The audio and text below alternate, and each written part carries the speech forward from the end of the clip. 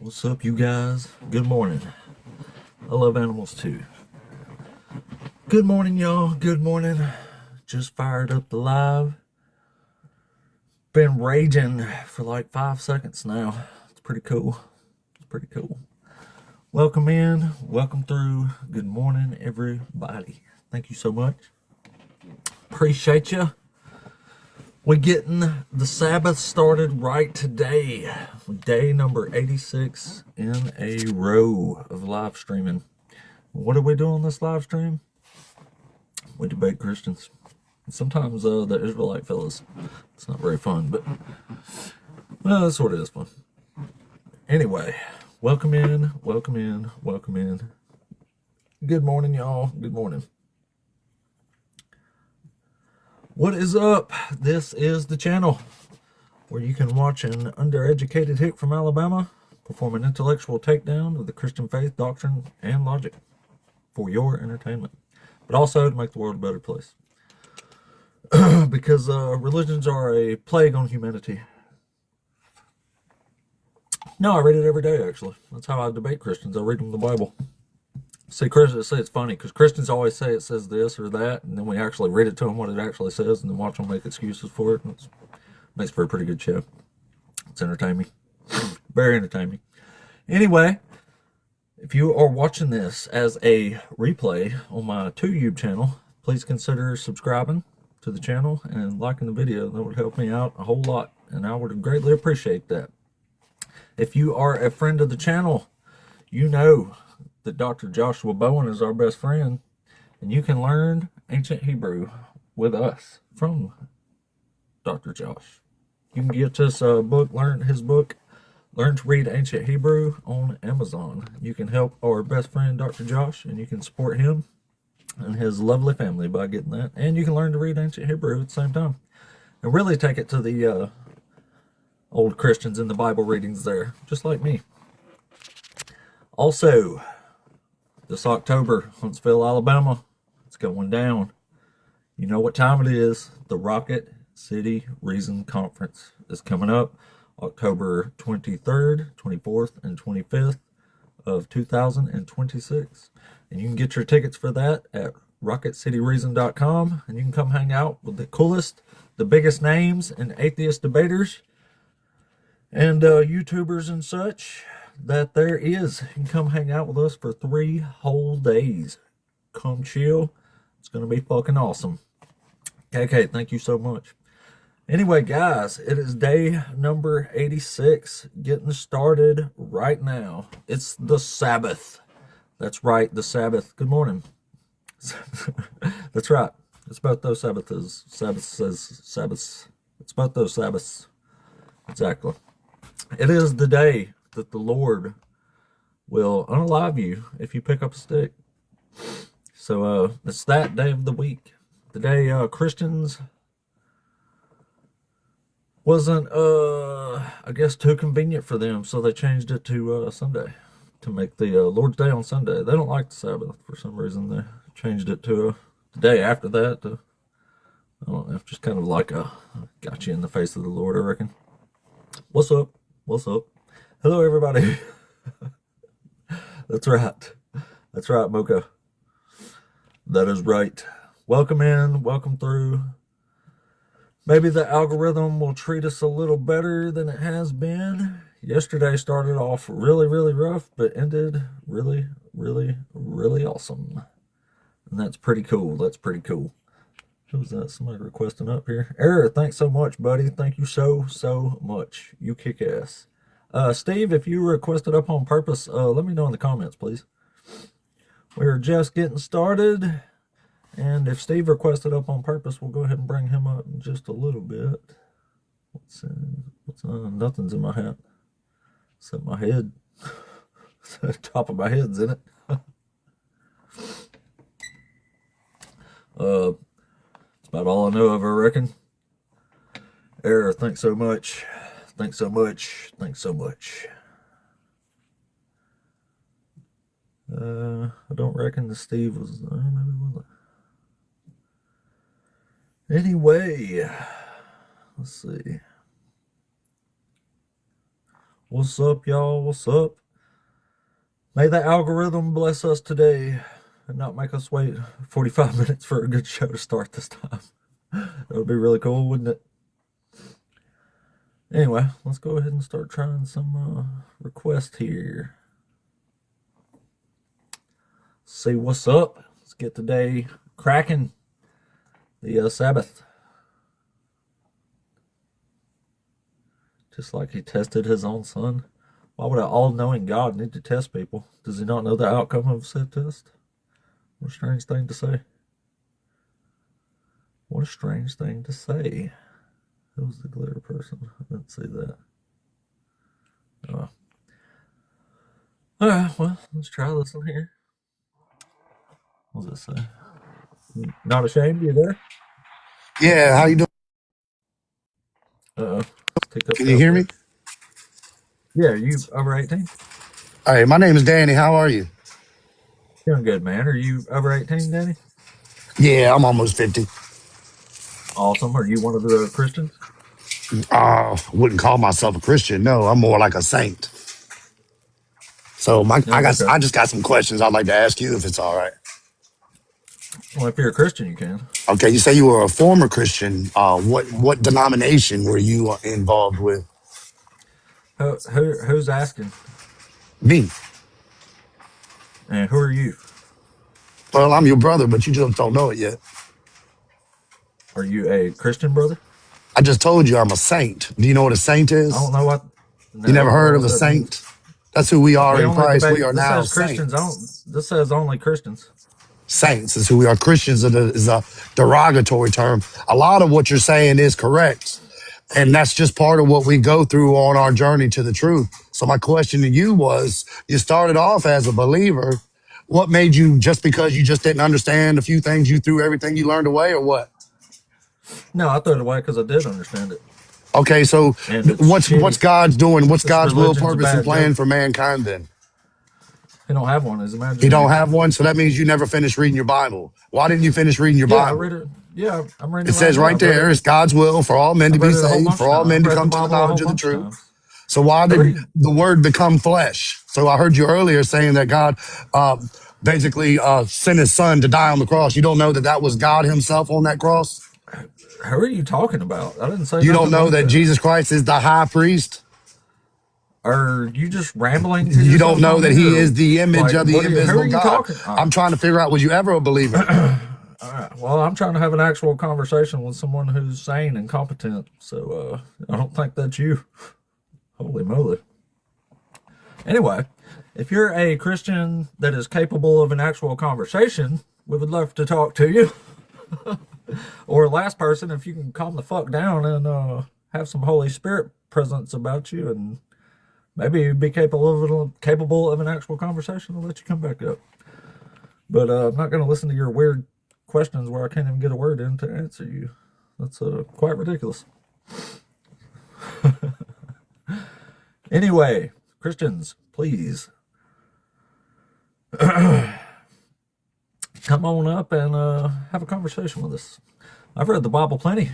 I read it every day. That's how I argue, is with the Bible, coincidentally.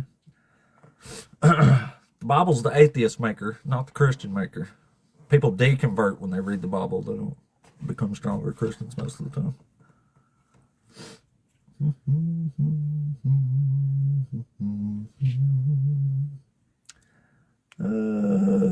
Hard to tell if the algorithm's favoring us today. Maybe that sort of is. Anyway, yeah, same here. I read the Bible and I was like, this is beyond silly. I think I'll see my way out of this ridiculousness. So I did. Explain my explanation of the Dead Sea Scrolls. They're a bunch of scrolls they found in caves around the Dead Sea. That's my explanation. Pretty good one, isn't it? Pretty good one, yes. Anyway, the day is just getting started. We've barely been on 10 minutes yet. And we already talked to one nutcase. We would like to talk to not nutcases. Maybe some Christians who are capable of actual conversations, who maybe like actually have the Holy Spirit. That would be great. Maybe some spiritual discernment. You can tell us what some of this awful stuff's meant. Awful stuff means with your spirit discernment. Zach, what's up, buddy? What's going on, man? It's our good friend Zach there. The best looking motherfucker that ever lived. That's right. Welcome in. What up, dog? What up? Hope you're doing well. We just getting the day started. We've been on barely 10 minutes. And listen to one guy holler weird stuff. I couldn't even tell what he was saying. So disconnected that feller.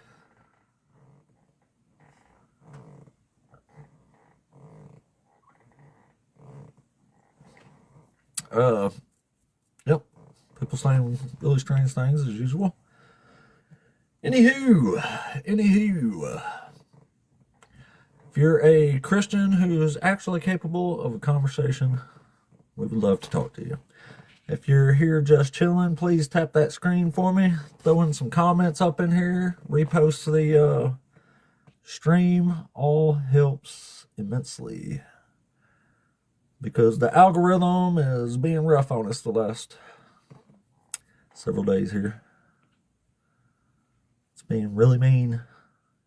Oh, let's try this fella here. Let's try Mr. Sean here.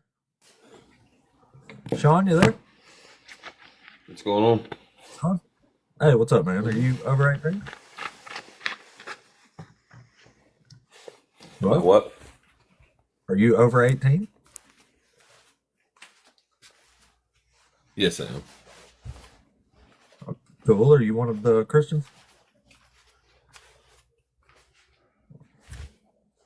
I believe in Jesus in the Bible. Okay, cool. Well, which one of these topics did you want to talk at us about today? So before we start, I will say there is quite a bit of delay. So Yeah, I can tell. I don't know why though. But I mean, we can deal with it as long as you can hear me. all right. No, yeah, for sure. So my question to you is, when you say you're a former Christian, what do you mean exactly by that? It means I used to be a Christian and I stopped being one. So I'm a former Christian now.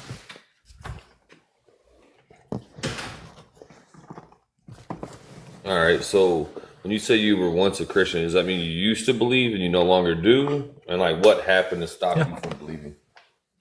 Yeah, it means I used to be a Christian and I stopped being one. And I stopped being one because I actually started like scrutinizing the religion and studying the Bible. And it don't add up.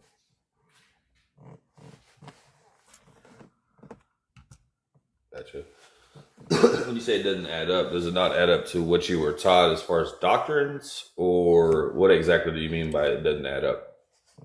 Just doesn't add up to reality. It can't get its own theology right. It doesn't get history right. It doesn't get science right. It doesn't get its own words right.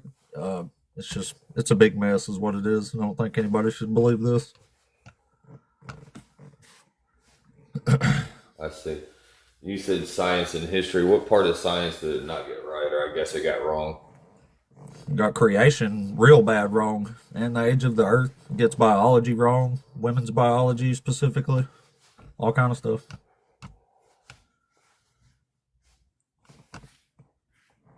Okay, you said the age of the earth is. What do you believe the age of the earth is? I guess based off theoretical science. Yeah, like 4.6 billion years old or some such. Way older Okay. than 6,000 And years is old, that whatever. the? Let me ask. Do you believe 6,000 years old? Okay. Do you believe like the dinosaurs existed prior to men? Yeah, way prior. Like millions and millions of years prior.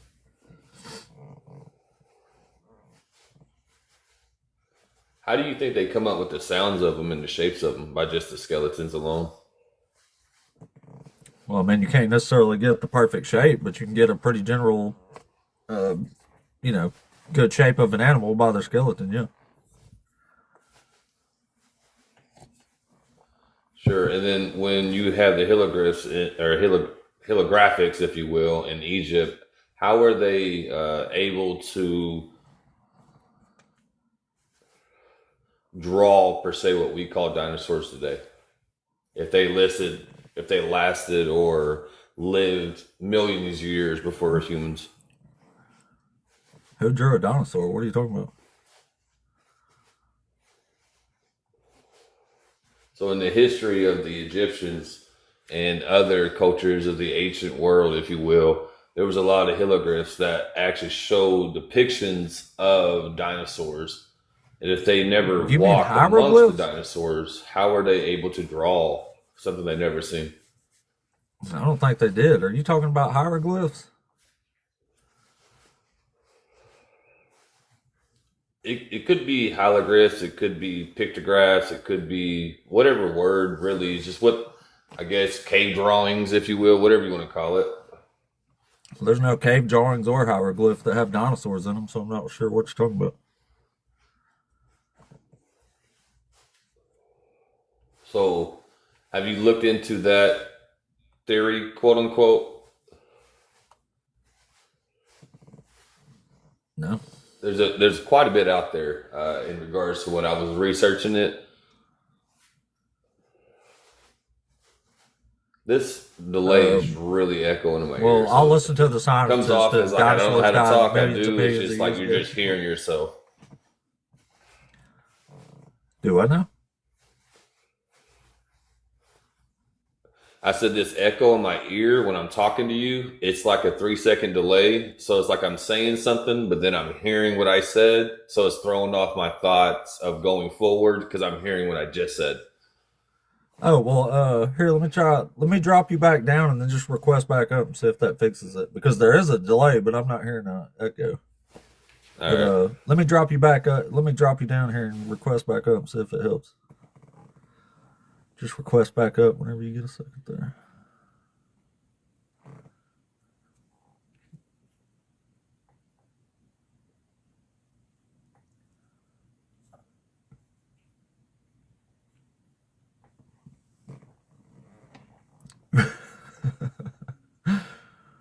Yes, they did draw some helicopters, didn't they?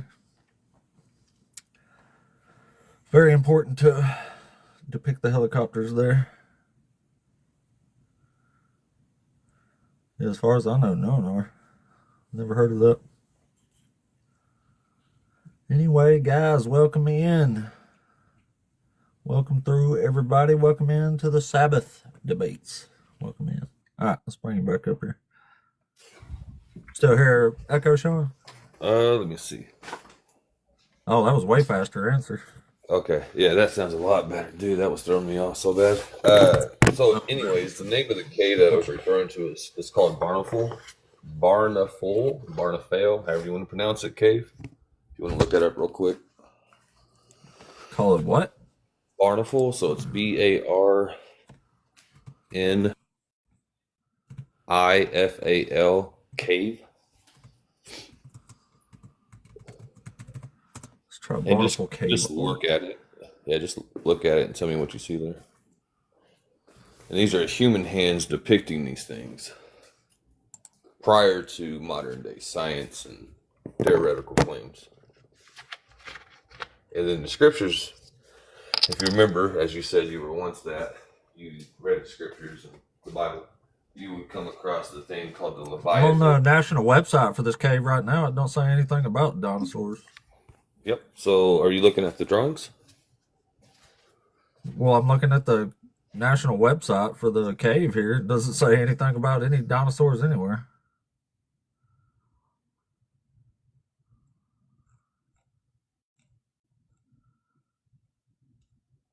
I'm guessing, I haven't tried this, but we can't post pictures inside of the chat, I assume. I don't think so. Okay. But I mean, it says there's a ton of art here. It says, hold on, let's see. Let me go back to the top here. It says Bernafal Cave is decorated with over 100 engravings and paintings. It includes engravings of horses, bison, mammoths, and ibex, as well as enigmatic tetraform roof-shaped drawings seen in many other caves of the same period. It has changed very little in more than Maybe just go to 12,000 years. images It or has not been something. utilized. Well, I mean, why don't it? You would think if it showed dinosaurs, it would say something like, "We have dinosaur drawings in this cave." It don't say nothing about that anywhere, from what I'm saying. Okay, so the first picture that popped up for me is I don't know the names of these dinosaurs, but I can describe it. You can tell me which one I'm talking about. The one with the spikes on their back, like that. Oh wait, there's a thing here. Hold on a second. Yeah, and that's There's just a one of link many to. caves that have it. Well, there's a link here on the. Oh, damn it! Hold on, it went back to the top. There's a link that said dinosaurs. Where'd it go? Where is it? Where is it? Oh, dinosaurs and other ancient animals. All right.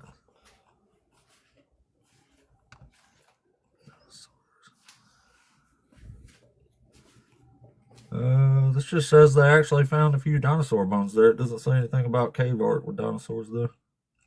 I'm not saying anything at all on their website about dinosaurs and cave art. Anyway, oh, his teacup there. Anyway, this isn't an actual debate topic, and I'll just listen to the scientists and say dinosaurs were gone millions and millions of years before humans ever came around, which actually makes way more sense.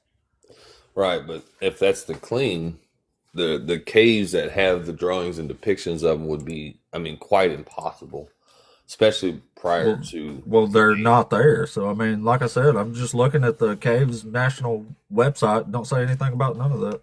I'm just looking on it for 5 minutes straight for any evidence at all of anything about dinosaurs, and it didn't say nothing. That's very strange because on my phone it's clearly showing.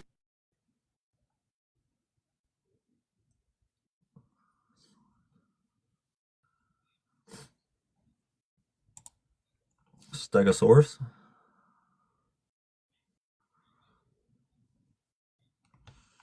Yeah, those have been extinct for like 250 million years. Yeah, and there's a drawing in a cave of them. Well, I mean, we know what they look like, and we don't live with dinosaurs.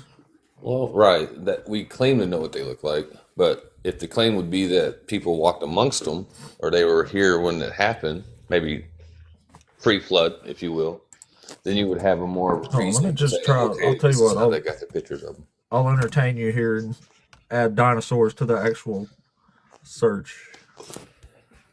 It just went back to the same thing. The thing that popped up says mainstream archaeology identifies these as ice age fauna, not dinosaurs. Don't even have a picture of the dinosaur. That's just the first thing that popped up when I searched Barnacle Cave art dinosaurs.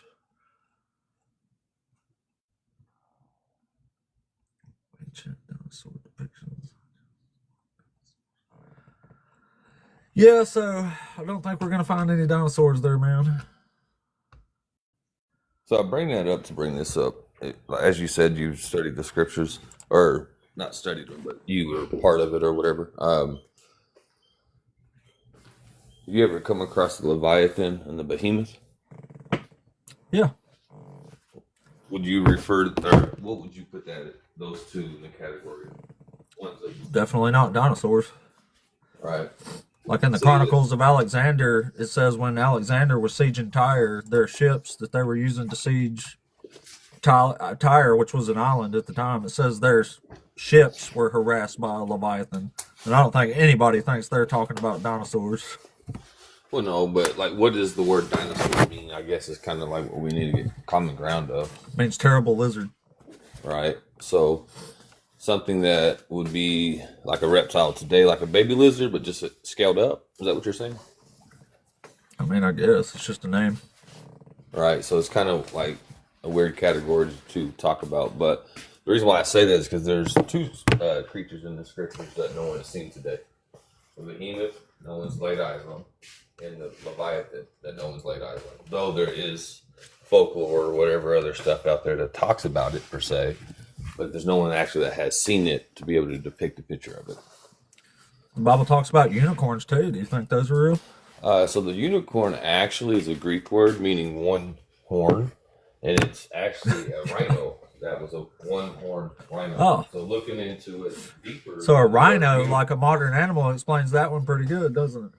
Well, that's where a lot of people get confused. They see the word unicorn, and they use today's understanding of what a unicorn is, a white horse with a little horn and beautiful tail that poops out rainbows. So everybody laughs at it. Right. But if you actually go in there Well, and what I'm saying is, it, if a rhino explains what a unicorn is in the Bible, maybe, just maybe, there's actual animals that explains Behemoth and Leviathan a little bit better than dinosaurs. well, behemoth is described as having a tail of a cedar tree. There's nothing known to man that has a tail of a cedar tree. Nothing.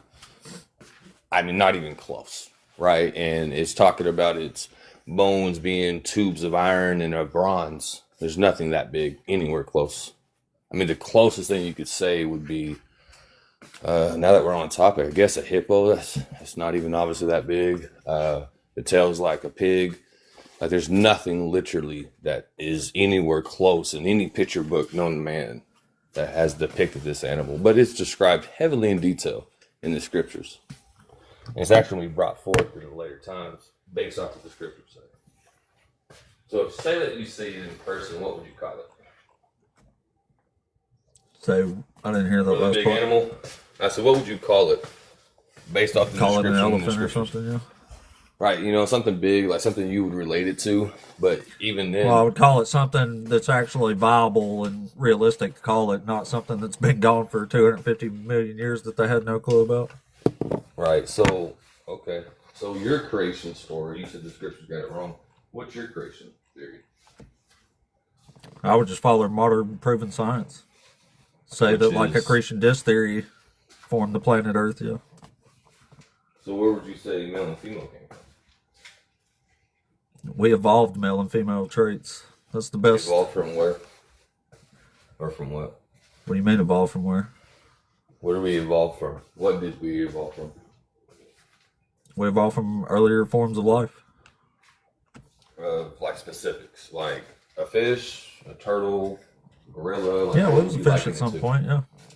Yeah, humans are still classified as chordates. You know what that is? I do not know what a coordinate is. A chordate is any life form that has gills at any point or at any stage of its lifetime. Do you believe humans once had gills?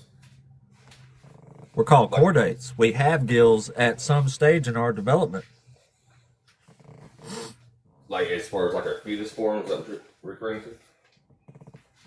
Yeah, yeah. To be able Well, to breathe before into that, the yeah. mom's womb and stuff like that, or are you talking prior to that? More like a zygote, yeah. And where did the matter come from initially?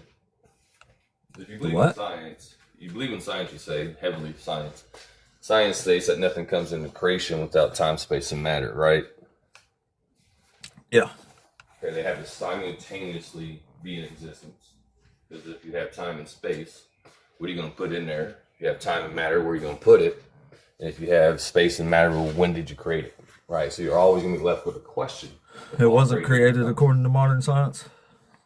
So they all three have to simultaneously come into existence. So Big Bang, right? There was once a little matter floating around and it blows up and boom, period, all this. Right? So you had time, you had matter, they wouldn't simultaneously created. Right? So as you not said, right. do what? I'm sorry, go ahead. I said no, that's not right. Okay. So In modern how does it in exist? modern physics, energy can't be created or destroyed. So energy, at minimum, has always been there. Well, that's the first law of thermodynamics, right? Right. First or second was one of them.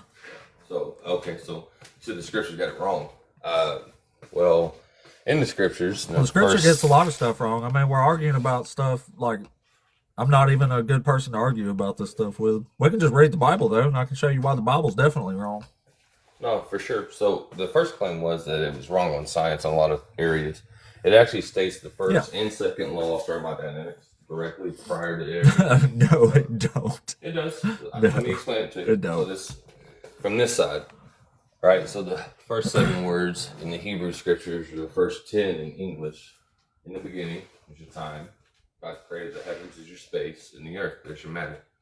The first thing he creates thereafter is sun. Let there be light. So then you have your time, your space. No, he didn't create the sun until 4 days after that. So he says, let there be light. It said day and night existed prior to the sun, which is absolutely ludicrous. No, that's the separation of day and night. But light was created when he said, let there be light. That was the creation. How do we get day and night on planet Earth? Like, as far as, like, how do we get it, or where did it come from? How do we get it? How does it happen? What makes day and night happen on Earth? Yeah, as we know it now, it's the sun rising and setting. Exactly. So there was never a point in time where day and night existed prior to the sun. So night existed, day did not. Right? So Okay, well, there's no light there. Night's the absence of light. Exactly. So there's no existence of darkness in itself. It's just literally the absence of light. So when he creates light, by default, he's also creating the opposite, right? So he has light, and then the opposite of light is dark. Dark was already here, as it says in the scriptures. Darkness was, the word was without form, shape, and it was void. The Spirit of God hovered over the waters. And he said, let there be light. As soon as he does that, he divides. Right? Now, he doesn't divide until the days and nights come, because we call night what? When the moon's out and the stars are out, right? Then that's when he starts putting the lesser light in the nighttime, with the stars to be a sign of the seasons and the times to come. Then he puts the greater light in the daytime. We call that the sun. It's your source of energy. But then he said, it is finished. The moment he says it is finished, there's your first law of thermodynamics. Nothing can be created nor destroyed going forward. It can only be converted from energy to matter and matter to energy. So you think Genesis is spouting thermodynamics as science, but it doesn't know how it thinks speckled and striped animals got their speckles and stripes because they fucked in front of striped poles? Well, I'm not saying that. I would never make that claim. But the continuing... I mean, that's what the Bible, that's what Genesis says. So, I mean, you're effectively saying Genesis knows thermodynamic science, but doesn't know how animals got speckles and stripes. Why do you make that claim? What are you exactly referring to on that? What Bible It's in verse? Genesis. Okay, Genesis what? That's a good question. Genesis. Does anybody remember in the chat which chapter of Genesis? I think it's 30. Let me look here. Genesis 30? Maybe I'll have to.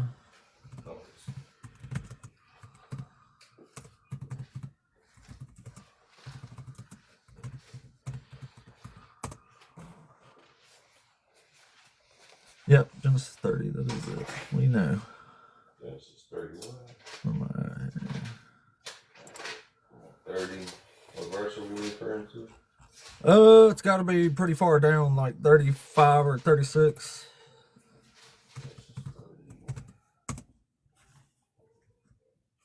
Darn it.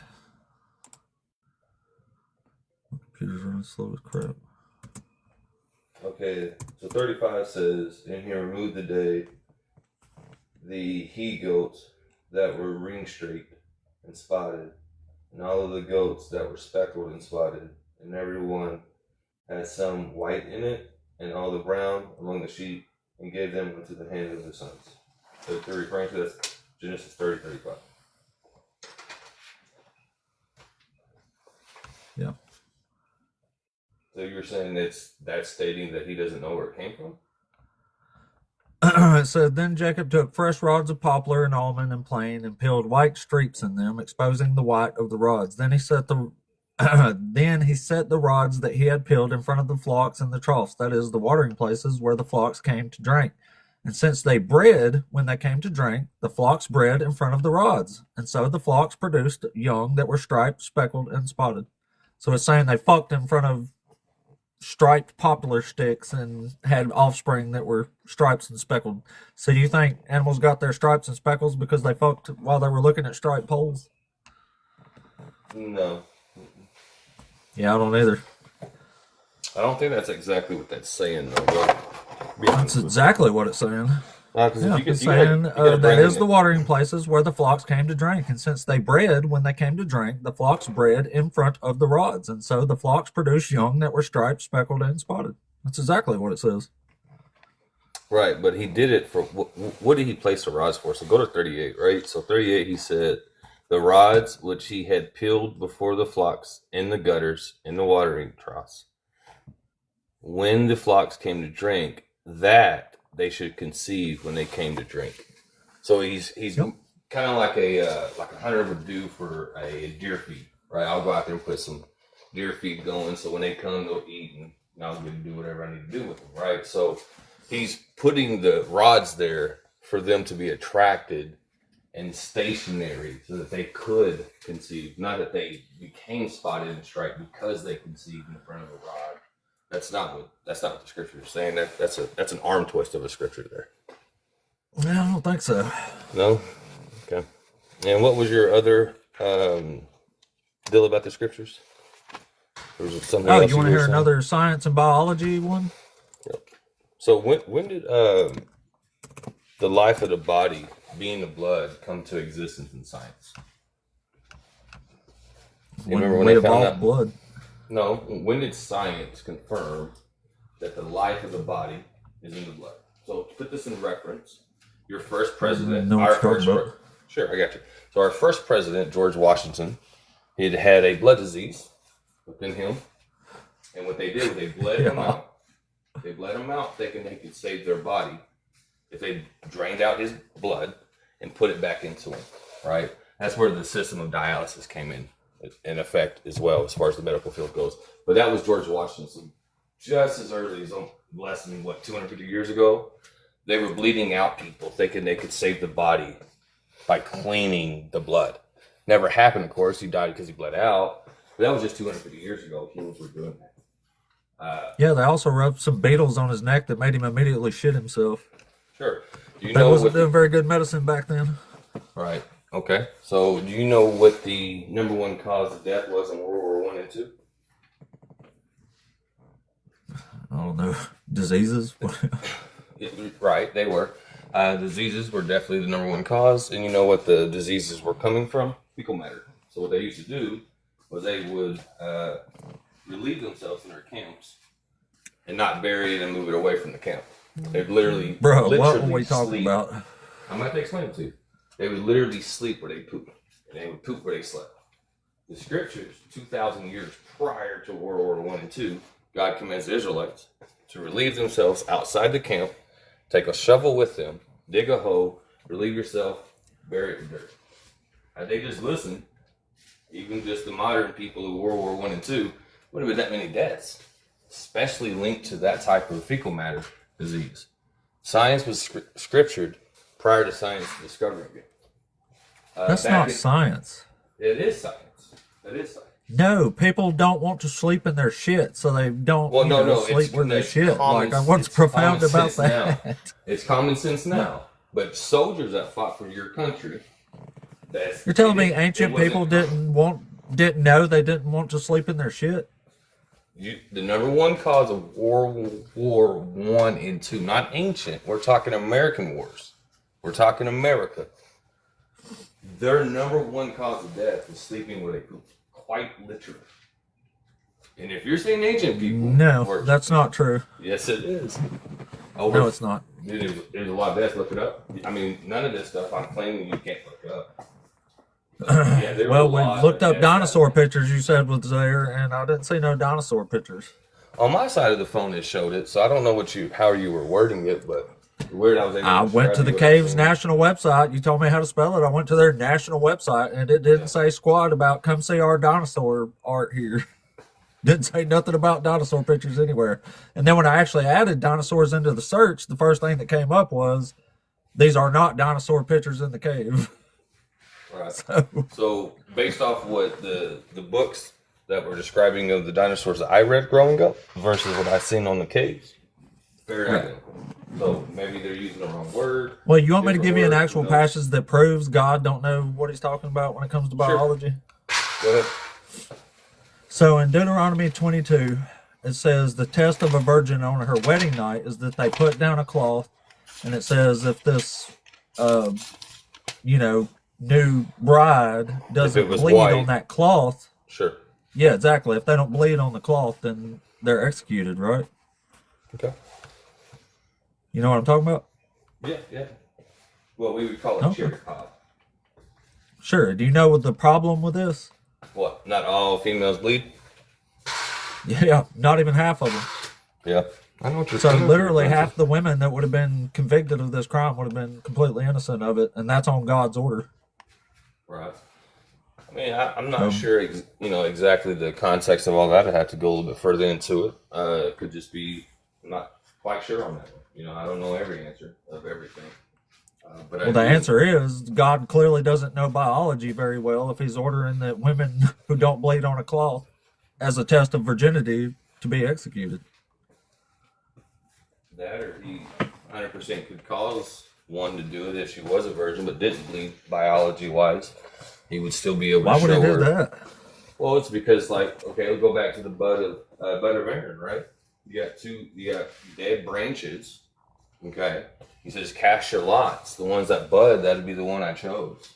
If I ask you today, does a dead branch bud fruit? You would say, absolutely not. It's against science. Right? That's what you would say. Everybody. Well, it's against reality, not necessarily science. 100%. A dead 100%. Plant doesn't produce fruits, yeah. Yeah, and if I threw a dry cloth out, and it's between me and you, and it's a rainy day, and we throw it out, we said, whoever's cloth is dry, let them be right by the name of God. We throw these cloths out that are dry into a raining storm, and mine's dry and yours is wet. What would you say about mine? You'd probably say magic, or what trick do you have, or, well, let's dry them in the dryer real quick, and I'll use your cloth, and you use my cloth. Again, let's cast our lots. And mine was once yours, it's now dry. What would you say then? Well, it can't be God. It's got to be magic. It's got to be some type of trick you're doing.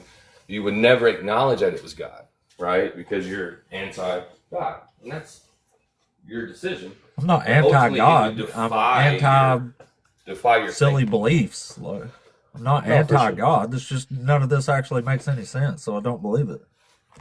I understand. And then just like in the scriptures, it says that in the later times, many would fall back from the truth and fall back from the faith and have a great falling away from the faith before the truth can be demonstrated as truth. This can't. In fact, this goes against truth. So there's two different ways of proving something, right? You can observe it, or you can come to reason to believe it. So if you wasn't there to observe, no, truth is something that comports with reality. Like if something was true, it would line up with reality in some shape or form. Well, no, I was saying proof, not truth. Proof. There's two ways of proving something, right? Well, you can't prove something by just making an argument for it. You have to actually prove it. Like I can say logical things and it still be a lie. You know what I mean? So. No, yeah, for sure. You can definitely lie to logic. But at the same time, you still have to come to realize that something came from something that came from something that came from something. Where did the something come from initially? There's always been something. It's just simple logic, man, for real. Well, like you just said, you can lie in your logic. So that you can't just say there's always been something. No, I'm saying it's only logical. Like, I'll just ask you, can something come from nothing? Just yes or no? No. Okay, then logically, the only inference is that there was never nothing to begin with. Because something can't come from nothing, so something didn't come from nothing. And also, you can't say God made something from nothing if something can't come from nothing. Okay, so if you're dependent on something for your existence, could there be a self-existent something? If you're dependent on your mom and dad for you to come into existence, your mom and dad's depend on their mom and dad, depend on their mom and dad, all the way backwards, right? Could you conclude, okay, one or two things. There's always been something. That's one side of the coin. The second side of the coin is there was something that was self-existent, that depended on nothing, depended on no one, but it was always something. Someone. Yep, matter and energy. Spirit, right? Could be that, right? But I'm just saying it could be. Because neither one of us could prove it. Yeah, but it's not. Well, that's what I'm saying. You can't prove it because it doesn't line up with reality or logic. So, I mean, you really don't even have a good argument for that. Well, I mean, it does line up with logic if you think about it. There's always two sides of every coin. If you're only flipping on your side of the coin, well, there's got to be another side of that coin. So you either have self-existent or you have something that's always existed. Something's always existed. That's your side of the coin. Mine is there's a self-existent one, which is what God claims to be. So by logic, you can say a coin has two sides, or you wouldn't call it a coin. You just call it one side. You just call it like a flat disc or whatever. You wouldn't call it a coin. Coins have to have two sides. So your claim is something's always existed. My claim is that there's something that is self-existent, not dependent on anyone. Yeah, so why wouldn't you just go with matter and energy, which we know exist, over like a magical deity? Because matter and energy have to come into existence simultaneously with time. Not if they always existed. They can't. They have to come into existence. So, like, that's the No, they don't. They have to come into existence, meaning they never existed prior Not to coming if they into always existence. existed. Okay, but there was a I don't see beginning. why it's a crazy claim. Like, there was a day Because before there's no yesterday. time to- There was a day before that. There was a day It's just before time. that. There was a day It's just before time. that. Like, I can It's just count time. back to the end of time here. But there was no And, time before. There was no time. There's nowhere to stop. Like, it just keeps going. Like, what's the issue with that? Because you have to have them all three come into existence together. That's the point. No, you don't. You do. You can't have time and space and just like, well, They're matter not come a coming little bit into later. existence. They was always there. You can't say a God who exists outside of space and time completed an action without time. Time already had to be there for God to do something. So what that So means either way, is the within argument's our failing. time. Well, it's not, because in itself, when God sees from afar and he's not constrained by time, space, and matter, that's why he can say Jesus was crucified on the cross from the pre-foundation of the earth. He was crucified, we know that. Well, then when was he crucified? The scriptures say from the pre-foundation of the earth. We'll say, it was April 6th of 32 AD, right? There's no date out there. That'd be our time, right? But no, the scriptures are saying, no, that was from the pre-foundation of the earth. He was already crucified. Yeah, that don't make no Confuse you sense. to hear it, right? It doesn't make sense to the carnal mind, but the spiritual mind makes perfect sense, right? That's why the scriptures tell you to be carnal minded. How do I use logic with spirit mind? Well, the spiritual mind is knowing and understanding things from the spirit, through the spirit, which is the Okay, Holy well, how Spirit. do you understand that? What you just said? Help us understand that. Well, the Holy Spirit leads me into the understanding. I didn't Exactly, go to so school and explain was it to taught us. this stuff. All right, so I just did. So the Holy Spirit led me into understanding. It's like this: when you were in first grade, you didn't What know understanding? Sure, no, I got you. So when you were in first grade, you probably, unless you were a genius, you probably didn't know the level of, say, pre-algebra. I wasn't a Right. genius, I promise. Okay, so in first grade, you didn't understand algebra. Would you agree? Yeah, I still don't understand it. Okay. Well, okay. What are you good at in as far as subjects? Reading. You didn't know what a verb was in first grade. Not really reading. Okay. Well, let's just walk the park with me real quick. Hey, I'm good at science. Let's do some of that. Okay, so in science, right? You didn't know Or history. Okay, or history, right? Okay. So if somebody would have told you the Bill of Rights as a kindergartner, the first 10 amendments, if you will, the Bill of Rights, they would have gave it to you and said, "Here's your Bill of Rights." You look at it and be confused. But your history and U.S. Constitution teacher later on in your life, say probably, I don't know what, 8th grade, I think it's about when you start learning that stuff. He sits down and Don't explains know, this never stuff to made you. it there. Well, okay. Bad example. Let's see. You never knew how to tie your shoe. So you probably used Velcro shoes until you learned to tie I your can shoe. do that. Yeah, I can do that. Who taught you how to tie a shoe? I don't remember. Okay, let's say someone important to you in your life. Grandma, grandpa, dad, mom, aunt, uncle. Right. Yeah. One of them, right? So you didn't look at them and say, well, how'd you understand this? Because I don't understand it doesn't mean you should be able to understand it. They understand. Yeah, through but if you experience. understand something, I would think you could explain it to me and make some sort of sense of it. No, not just, it's through the Holy Spirit I understand. Spiritual things. You're just saying you understand it. You're not explaining the understanding, though. Like, how does that make any sense at all? That Jesus was crucified before the foundations of the earth or universe or whatever. Because he's from ancient of times. So he existed prior to what we call... Exactly. So he existed prior to what we call existence. Like you said, you can always count back. Right? 10,000 BC, 6,000 BC, 8,000 Well, BC. how was he crucified before crucifixion was a thing, is what I wondered here. Or, Yeah, you know, sure. before he even existed. Like, So a lot of people confuse God being all-knowing versus God being all-causing. He's not all-causing, he's all-knowing. So when he knew all things were going to happen, and he created it, he'd already knew that the story was going to entail his son being crucified on Mount Calvary. well, He if God's was already all knowing, how come there's stuff that he doesn't know in the Bible? I.e. what? Huh? I.e., what? Give me an example. What verse? Oh, like in Genesis chapter 18, he says he has to go see for himself what's going on in Sodom and Gomorrah. So he obviously didn't know unless he went and saw it himself. No, because so he was okay. Let's go to you said Genesis 18, right? Yeah. Okay. Let's see. Welcome I to think the it's 18. It's 18. I thought the one was Sodom and Gomorrah. You're talking about 18:21 when he says, "I will go down now and see whether they have done altogether according to the cry of it, which has come unto me, and not I will know." Yeah. Said, I must go down and see whether they have done altogether according to. Yeah, he had to go look. He didn't already know something. So you have all these, I guess, cries, which is prayers, right? Being given unto him, letting him know what's happening as he wants that, what would you call that, an intimate relationship. He knows it. Still wants you to say it, So right? You have these people being this way. You have these people being this way. You have these people being this way. And really what the sin of Sodom and Gomorrah was something totally different than what a lot of people believe, but we're not going to go there. So he goes down there to see himself. Is not saying that he's refuting the fact that he doesn't already know it. He's still acting on the prayers himself. Come down and see. Why would he have to go see something for himself if he already knows what's happening? Because he's being asked to by his saints. Come down and see it yourself. Come down and see it yourself. He could have sat on his throne. Oh, I already know what's going on. I know what's going to happen tomorrow and the next day and the next day and the next day. Where does God get asked to do this? Where they're like, Lord, could you go look for yourself? Like, why would they say that? So in 21, he says, I will go down now and see whether they have done altogether according to the cry of it.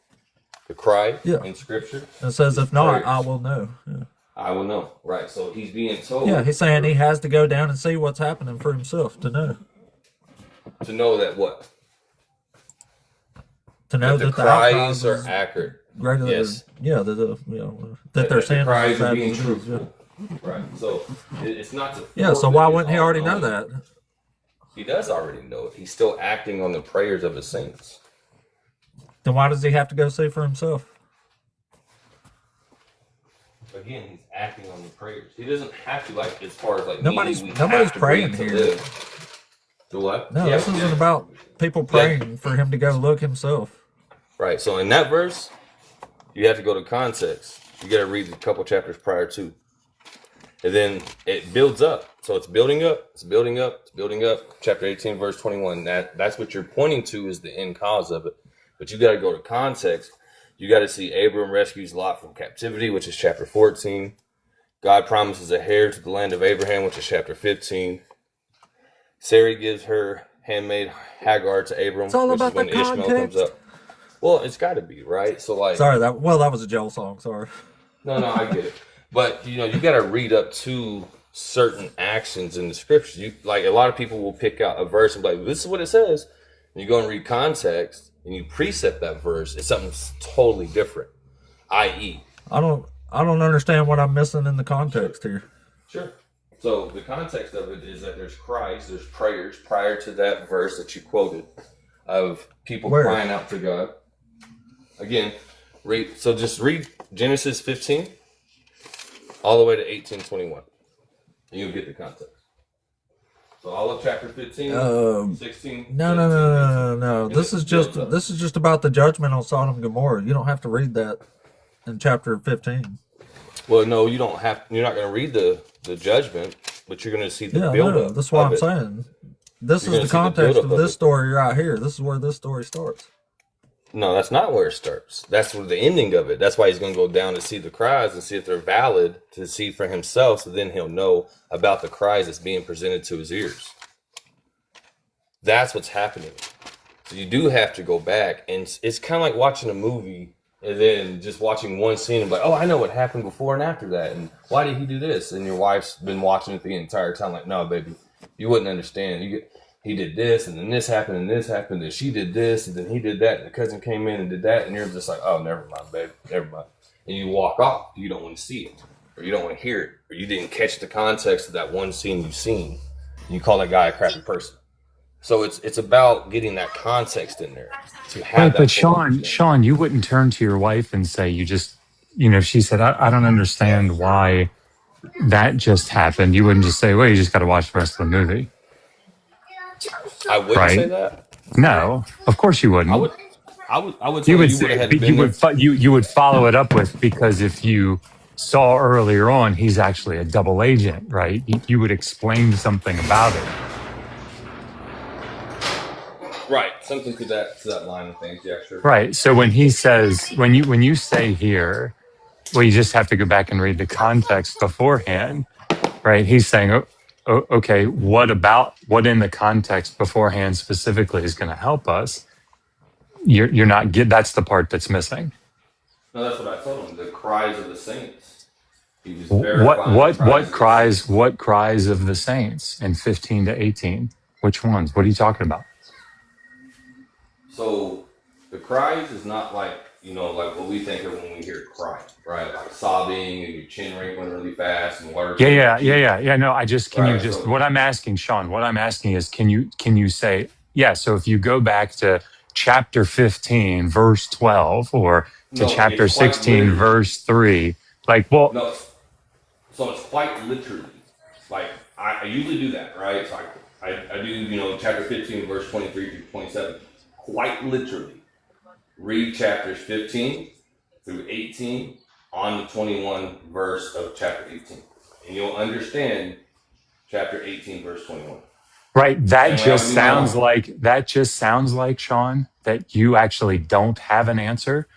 You're just telling him to go do something that you know he's not going to do here live, right? Like read out loud 3 chapters, right? Right. And I wasn't going to start reading it either. I mean, Right. probably something But you heard second let me verse ask in. you this. Can you understand how this sounds just like No, a absolutely. cop out? Like, Okay. yeah, no. It definitely sounds like it. But like, I was going to give him an example. That's why I was going to give him the example I was going to give him when a lot of people will use, even people who are still in the faith, not who's left it, still in the faith. God gave us the right to eat pork right here in this verse. And then our precept, and that's why I'm going to give them that example. The precept to that verse is this chapter and verse. Don't do that, right? So that I already knew what it was going to sound like because I go to these lives quite a bit and a lot of people bring that up. Well, God knows everything. Why doesn't he know this in chapter 18:21? Like, you know how many times I've heard that from people who's left the faith or atheists or agnostic? Everybody points to that verse and chapter. Everybody, dude. Like it's almost like I've all agreed to say, hey, So we're Sean, going to hit them with this. yeah, Sean, let me just see if I can elucidate this a little bit here. I've actually just been asked to give a presentation at Bart Ehrman's upcoming conference on new insights into the Hebrew Bible. And they specifically asked me to talk about this feature of the book of Genesis, where God seems to not have these omni properties, right? It's one of the features. It's not a bug. It's a feature of particularly the book of Genesis. God is a trial and error deity. He is not an omniscient, omnipotent deity, right? He doesn't know everything. He has to try things out and they don't work, and he has to learn something, and then he finds out, shit, that didn't work, and now I'm really I'm sad, I'm sorrowful that I had done it this way, right? So it's a feature, it's not a bug. Okay, so you said you're going to be doing the conference. Yes. Okay, cool. So what's the name of that conference? It's New Insights into the Hebrew Bible. New Insights into the Hebrew Bible. Should be coming up in March on Bart Internet? Ehrman. Do you know who Bart Ehrman is? No, I don't know Bart Ehrman. Okay, he's the most famous New Testament scholar in the world. My name is Joshua Bowen. Yeah. I was about to ask if they know who Dr. Joshua Bowen was. New Insights into the Hebrew Bible. Bart Ehrman, Armon. No, Ehrman, Ehrman. And my wife is his podcast host, and she just turned and said that they're not going to announce it until when? Week after next. All right, cool. But you'll find, yeah, Joel Baden will be speaking there, John Collins, both from Yale. Well, John Collins is emeritus at Yale now. Ronald Hendel from Berkeley is going to be speaking there. Francesca Stavrakopoulou from Exeter. And I think, if Megan, correct me if I'm wrong, Dan McClellan is the keynote speaker. Yeah, he's a keynote speaker. So, oh, shit. Yeah, it's good. I was very humbled to be asked to participate in that. Sorry, go Be a ahead, Sean. big scholar, bro. No, you're okay. What podcast or where can I see this at? Yeah, it's the Misquoting Jesus podcast. If you just Google Bart, B-A-R-T, Ehrman, E-H-R-M-A-N, well, I mean, you'll immediately see him and my wife, but that's their podcast is the Misquoting Jesus podcast. Okay. And you said March 12th? No, I think it's March 22nd, 22nd. 20th, Okay. 20, she said 20th through the 22nd. So Sorry, just so it's 30 clear, that wasn't my point wasn't to like promote. That wasn't my point. I was just saying that this is something that is so well known in the field that like I'm not well, maybe coincidentally, I don't know, but like it wasn't a surprise that they asked me to present on that particular topic because it's just such a well-known feature of Genesis. That was my point. no, it is. I mean, like I said, I go through many, and many say that this. I probably could have quoted it as soon as he said Genesis 18. I would have said verse 21. It's so well known, at least amongst the little podcasters I go to or TikTokers I go to.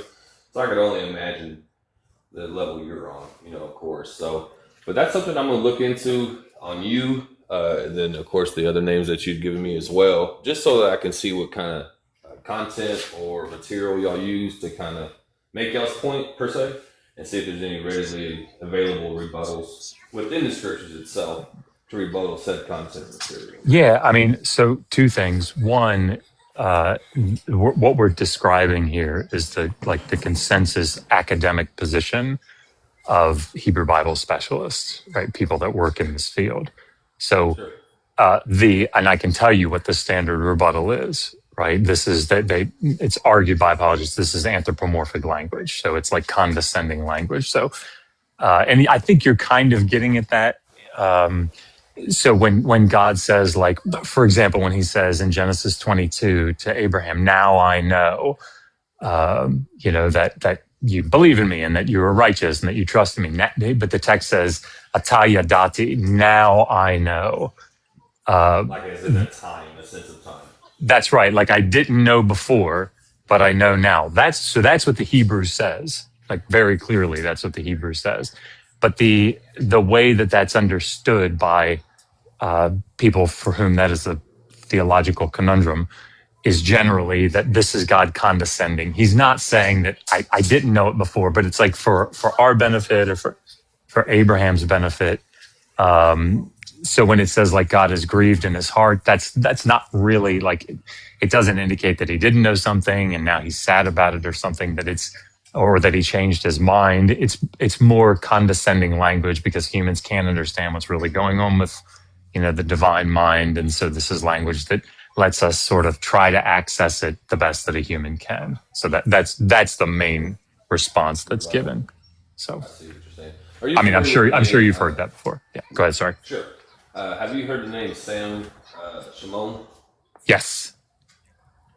Have you heard his rebuttal on it? No, not specifically on that.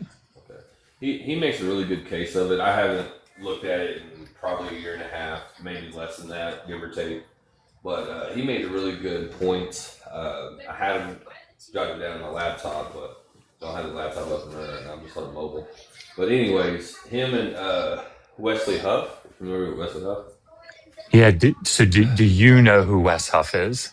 And I don't mean that in a condescending way. Like, do you actually know about his background? No. So I don't really know Wes Huff. I actually just came across him probably, sometime this month. Like, being that we're still in January, last day of January. Like, I came across him when he was arguing with the guy that was representing the Egyptian gods and blah, blah, blah, whatever. But nonetheless, Billy, Billy Wise or Billy, whoever. Yeah. That's not the only time I came across Wes. I haven't personally researched Wes yet. Obviously plan on doing so, but I haven't gotten that far.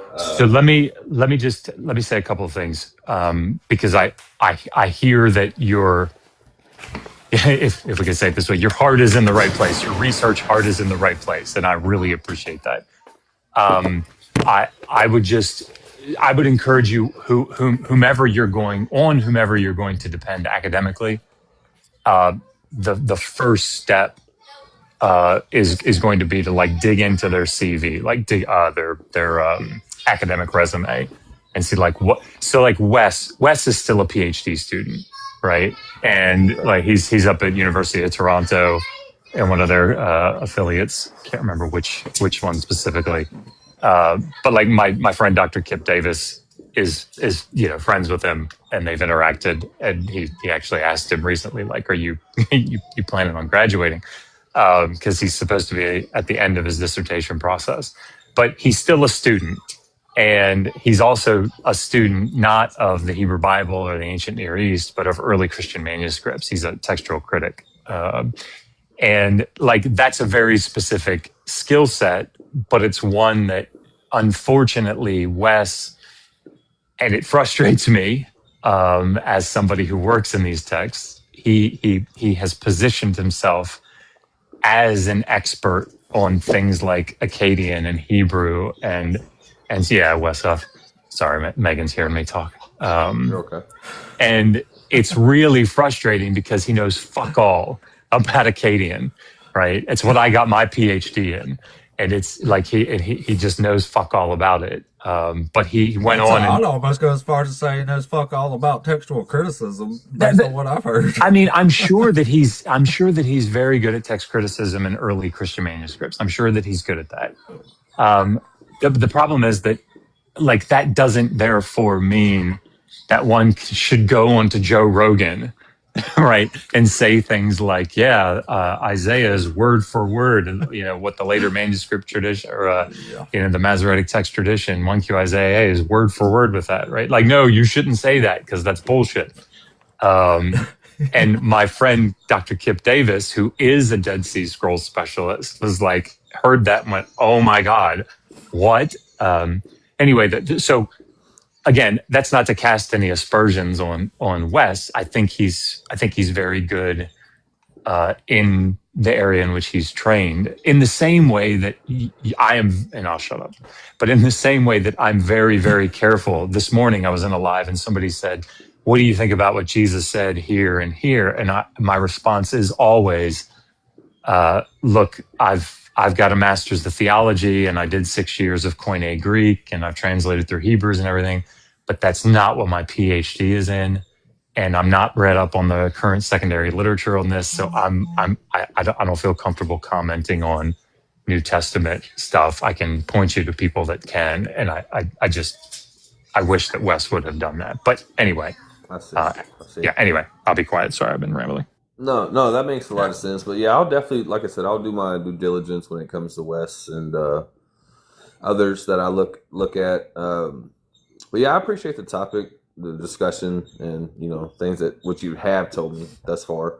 But I'll go ahead and do my research on a little bit further on, especially what you're going to be referring to on that podcast, the misquoting of Jesus. Definitely going to be looking into it and looking at your material and content. And we'll go from there.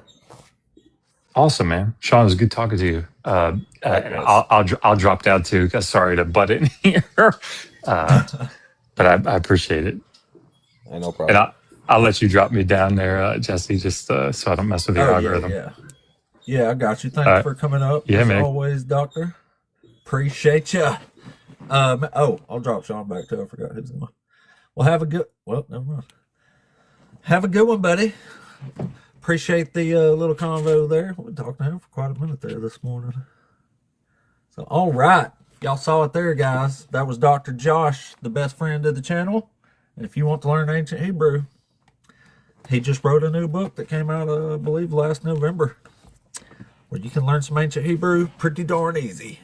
I mean, you can make it a chapter 2 in. You can be reading some Hebrew for the most part. It's pretty incredible, especially if I can do it. I would think anybody can. But anyway, let's go ahead and see if we can bring up some more. I'm not sure who was first. Let's see. AD. I don't know how to say that. AD, you there? No, I didn't want to here for you listen.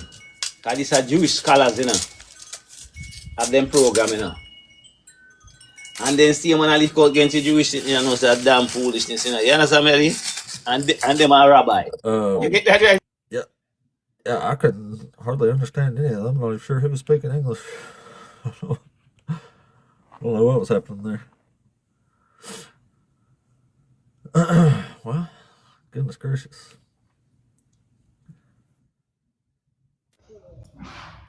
Hey, Topsy, you there? Yeah, I'm here, man. What's up, buddy? You're over 18? Yeah, I'm 33. Awesome. And you're one of the Christians? I'm not. I wouldn't say that because I wouldn't say I'm not, but I wouldn't say I am. Modern day it just kind of get a little gray. But I'm a believer though. I'm a knower actually. I would say. Oh, okay, cool. Well, which one of these topics did you want to talk to us about today? So let's see. Debate converse with a former Christian. Why does God do such horrible, unjust things like condoning slavery and condoning rape? Um, so we're dealing with capacity and we're dealing with balance. And when you have to, so that's going to be our foundation. Because that being your foundation, you won't get too straight into, different narratives. Well, Now, what are we talking about? as far as so slavery, condemn, we're just saying everything bad. It sounds like, some really bad stuff. And Yeah, well, I mean, those were huge problems for me when I was a Christian. So, I mean, they're the reasons I left the faith. So, mm-hmm. I So just considered them pretty big deals, I guess. yeah, so I would say if you're basing capacity as a knower of God, what we're doing here is keeping that purity. So the purity, I would say that's zero. That's when you're a child. You haven't learned anything. You haven't been, led this way or that way. You don't really know anything. You just a spirit just coming into the world. Before that, then you take on different, what I'm saying, things that you learn and everything. When we attach ourselves, I say that's what puts us at a 2. It puts you at a 2 because now you're attached, and sometimes these attachments hinder our process and actually can remove our purity. Like when I Sure, come but I'm to, still not sure what we're talking about now. oh yeah, okay, let me see. So basically we have to have good and bad because you can't really have good, if you don't have, bad. Correct? On that, Um, can you grasp just that on the fundamental, like that, like to not appreciate a really. sunny day, you have to have rainy days. Because if you just had a sunny day every day, then you wouldn't really have a sunny day. I don't know if that I don't know if that's kind of grasping. Well, I mean, I think I get what you're trying to say either way. So, So basically, you can't appreciate the good if the bad didn't exist. So because of that, now you have to, when you add that element into every aspect of life, that'll give you the understanding and also understand that, it's balance. So that's really what all of this is about. It's about balance. Relationships, people think relationships about love and, coming in. No, relationships about keeping balance in the universe. Like that's what it's ultimately about. Because so did outside God of that, allowing slavery help some sort of balance be kept? no, that's just us dealing without knowing. You know, if you Wait, don't what? have the, that's just us dealing without the knowing. So if you don't, if like say like you're a kid, you come into the world, you don't know anything. Well, if I come to you and I say, hey, man, slavery is cool, man. That's actually godly. You will think, oh, what I'm saying, it is. And but then even slavery, you have to think about the different faculties of slavery. Like what does it actually look like? There's different forms, there's different, you can be enslaved in the mind. There's some people I'd rather be enslaved, like I'm saying, there's some people that rather be enslaved physically than be enslaved mentally. I'm saying? Because you can have my body, but if you don't have my I mind, prefer not to be a slave at all under any circumstances. yeah, ideally. But we're dealing with collateral damage. There's bad people in the world, that all they was taught was, get over on somebody. So, what I'm saying? Like, So, well, I'm a little confused on everything you're saying here. So you're saying God allows bad stuff so we can appreciate good stuff, and slavery's what now? it's like collateral damage, you know. So if I say if I bring the child in the world, I can teach the child good things or I can teach the child bad things. But I'm the first influence on the child. So say like when people come in, you'll see like on the live stream, it'll be like, I don't believe in God. Prove to me, hell doesn't exist. You know, these things are powerful because this is based off capacity. Everybody doesn't have the capacity to be like, oh, this is a live chat and we're having an open discussion. Some people are just gonna believe it at surface value. Oh, that's exactly what it is. You know, that's capacity. But we assume that, they'll have the intelligence to be like, okay, I'll come here, but everybody doesn't. So that's damage. A lot of damage can be done just on the surface level, you know. But Still not quite sure that answered my question there. You're not okay with slavery, right? Like you think slavery's bad, don't you? um, I mean, to me, it can get vague.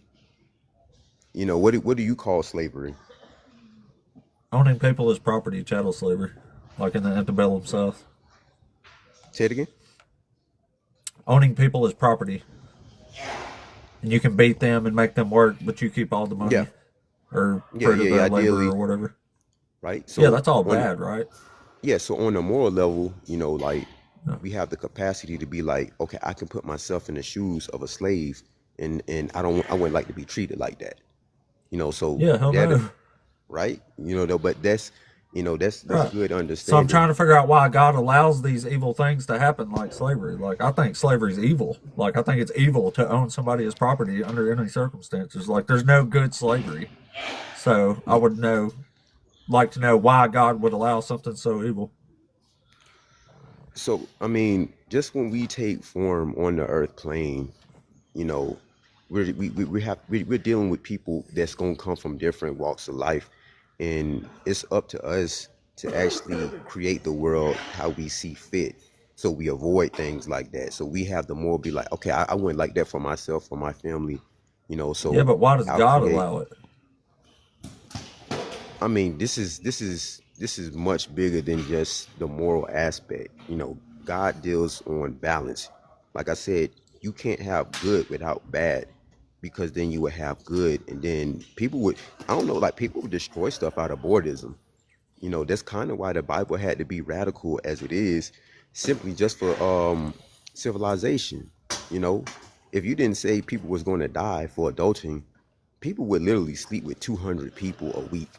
Like that's what would happen. So the Yeah, so knowers God had to told be people like, don't commit adultery. Yeah. but based on capacity, some people can be like, oh, Yeah, God okay, said don't do it because this is really bad, but he didn't say don't own people as slaves. So like 200 people a week could be a slave. yeah. I mean, so first off, we have to remove the emotion from the just the slavery in itself, so we can have a higher understanding of the grand scope. It's bigger than slavery. Slavery is one thing, but it's people that you can get out of slavery. You know what I'm saying? You can. I'm There's been trying to people figure that out are. why God is allowing this is what I'm trying to figure out when slavery is clearly evil. Yeah, yeah, I mean, it's a lot of things. I mean, killing is evil. I mean, unaliving is evil. You know what I'm saying? So you got to Well, bring that God up don't too. allow those things because they're evil. So why doesn't he not allow slavery if it's evil too? It's one of those things like, okay, so say it depends on, like, as me being black, you know what I'm saying? I could get emotional about this instantly, you know. But really, there was slaves amongst all communities, you know, correct? Like you would believe, like, you know what I'm saying, that there's slaves, Yeah, it was like, pretty widespread at the time. Yeah, I'll give you that. My point is, when God don't like something, he says don't do it. So God clearly seems to be okay with slavery. So It says you can sell your daughter as a slave. Like, that's not cool. wait, so what are you basing, where'd you get this information that you're basing the slavery off of? Leviticus. So you're basing it on the Bible. So the Bible it's a good book, but it was also written by men. So it's flawed. Okay, so why believe any of it? Like I said, for civilization, and there is good messaging. I mean, there's some text in the Bible that if you're not an actual metaphysicist, you won't understand the actual symbolism. And that's on some other stuff. But on the surface level, just reading the text, yeah. But the Bible had to be in place simply just to avoid, humans just would destroy. I mean, if you didn't say, you'll go to hell. I mean, people would literally just be out here. We wouldn't even be on these platforms because it would be all out chaos. But on the bad side is that you got some people that, they're afraid to die. Like they're like, I don't want to go to hell. I don't want to go to hell. Most atheists that I talk to, they're in the place of fear. That's really ultimately what it comes to. Atheists think when you die, you're dead. Atheists are the ones who aren't scared of death. Yeah, if we were scared of death, we would be Christians, so could think we would live forever. No, I mean, it's one of those things like you're still coming from a place of, to me, you're coming from a place of scarcity. Bro, this whole Bible is based on fear. Like, God literally does stuff to terrify the Israelites. He says the beginning of wisdom is fear of God. Like, this is all a fear-based religion. So it's kind of hypocritical that you're saying we're the fear-based ones when we don't even have nothing to fear in this regard. Well, like I said from the beginning, I'm not basing everything in Christianity. I'm a metaphysicist. You said you're a believer in the Bible. No, I didn't. I said there's some text. I said there's some text in the Bible that's good, but the Bible was still written by man, which means the Bible is still flawed. Let's just not believe any of it then. I mean, that's not going to, because life is about paradox. It's about learning and breaking these puzzles down. You want to do it in a place of purity. That way you never actually, you can't really go down the wrong path, even if you're in a place of ignorance. Because right now I would say, just respectfully, I would say you're in a place of ignorance. In what regards? On just a basis of receiving information. You have to be completely. I have a philosophy. I'm just trying to figure out why this God allows slavery, and you're okay with that. So, the abundance frequency is what I put in place. And I'm saying that's just my thing. Is regardless of whatever, as long as I'm pure and I'm open to change, I can develop on the highest. So say in this live chat, or any live chat, and it's 2,000, 20,000 people. Like I said, I could be doing anything with my time. I could be, playing video game, doing anything. I'm not. I don't do the number game. I could too. I wish you would just tell me why slavery is okay in the book here. Oh no, it's bigger than slavery. Slavery is just one aspect. Is slavery bad or not? Can you condemn slavery here publicly for us right now? Yeah, slavery is not good. I mean, no one wants to be a slave. Okay. No one wants to go to work. Okay, so this God is not good for allowing this in his book, right? No, but you're basing it on the Bible. Everything. That's because the Bible says you can own people as property, and that's one of God's laws. But who said that everything in the Bible is from God? I don't think any of it's from God, but the book is saying it is. And I mean, if I'm not mistaken, you said this is the God you serve and believe in. You said you're a God knower. I said nothing about the Bible, though. That's what you. Well, which God are you talking about? I mean, God is much bigger than the Bible. Like I thought you were talking about the God of the Bible. We've been wasting time this whole time. No, because I mean, God is bigger than the Bible. The Bible was written by man, so you're going to. Based on the man's interpretation of God. Which God do you believe in? The God I'm talking about is the God that dwells in the nothingness the Big Bang, the God that did the Big Bang, which is cosmic intercourse. Which God was that? That's the Almighty. You know what I'm saying? That dwells on the Does it have a ultimate name? Does your God have a name? God. You know, I mean, they can be. You know what I'm saying? They got different. Allah? Like there's people that interpret it differently, come from different places, but at the end of the day, it's the ultimate light, the unmanifest ultimate light, basically, that can only be reached through purity, ultimate purity, purity of self, purity. I got And you. Just a second there. 1 second. Sorry, I'm gonna mute you for just a second. Wonder something. I forgot what that was. At one. Wonder One what? is fine. Yeah, Oh, you're over 18 and a I Christian? am. I'm All right. I'm not a Christian, but yeah, I'm not a Christian, but I believe in something. I don't know if it'll be okay Oh for us to well. have the conversation. Well, I mean, I'm just looking to debate Christians, not necessarily just general God believers.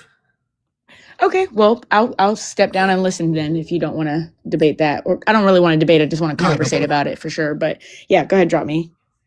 Oh yeah, sorry, I got you there. What was his name? Topsy. Thanks for coming up, buddy. But yeah, we're just trying to debate Christians and Bible believers in here. We appreciate you though. Let's see. Oh, I saw Jerry's in here too. Let me see her there. We're dropping everybody. All right. Well, the Q. Good morning, Miss Jerry. Good Q. morning. Hello, hello. Hello. Trying to say something at the last guy there. Thank you. Yeah, normally when when people come up and they say they're a Christian, I'm like, yeah, I used to think like that too, but I actually never thought like that guy, and I was trying to figure out what in the world, what is he studying to come up with all of those All those dodges. excuses, dodges, how not to answer. It's, I mean, Yeah. I couldn't even follow any of his, I can't even say he was logical in what he was saying. But anyways, I had some kind of question to ask him, but I lost my train of thought while I was Oh well. trying to follow him. From what I gathered at the end there, he wasn't a Christian anyway, so not Yeah, much so point asking about it. I don't reckon. I don't think we was yeah. getting anywhere, even if he was a Christian. Oh, it said in the comments he's a prophet. A And prophet of he's what? he's a prophet of the Big Bang God. The That's what he Big Bang said. Gold. I believe in the one that did that. And you're like, what? And he was like, yeah. That And was I the was flying like, unicorn Slimer. That's who that was. He's a prophet of the unicorn Slimer. oh Oh my man, goodness. it's like they get dumber and dumber. And that is something I can relate to, because when you're gullible, your brain, your brain wants to develop information and become better. Like when Right, I right. do art, every single day, I do a little form of art called Zentangle. It like develops in your mind and you become a better creator. Like you come up with your own ideas, and it's from using the art that you've been taught, and your brain learns to relax and become creative. And that's why, they still teach art in schools, because it is part of our brain and it wants to develop. Okay. So if you start believing stuff that isn't true because You you're develop gullible, those which, beliefs, yeah. yes, you develop it, and your brain is, I call it poisoned, because it is like poison. Hey, how y'all doing? Bosco, you there? Yeah, What's I'm up, here. buddy? What's up, man? What's up, buddy? Are you over 18? Oh yeah. What? Come on, dude. I'm 32. Well, I mean, I'll hear you. We just got to confirm it for TikTok. Oh, Are okay, you that's one fine. of the Christians? Yeah, I'm a Christian for sure. Awesome. So, which one of these topics up here you want to talk at us about today? It says this.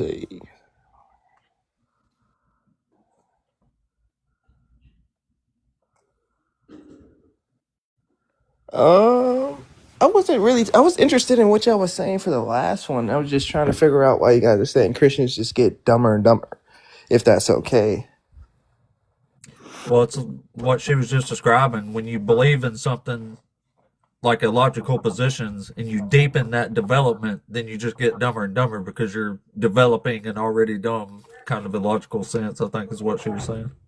I guess that would be true. I would agree with you there if like what the person was absolutely believing in was like harmful to the community, I guess. You know what I'm saying? And if it was teaching like things that are destructive that can harm our society. We do think Christianity is destructive.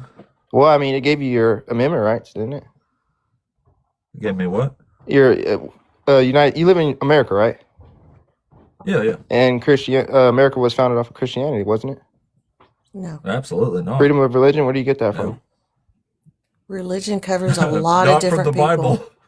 I mean, I get that, but in every other If country, you hadn't noticed, God gets really mad when people worship other gods besides no. him. But what I'm getting at here is in every other country, people don't have the same rights as us. Like in China, you can't own Bibles.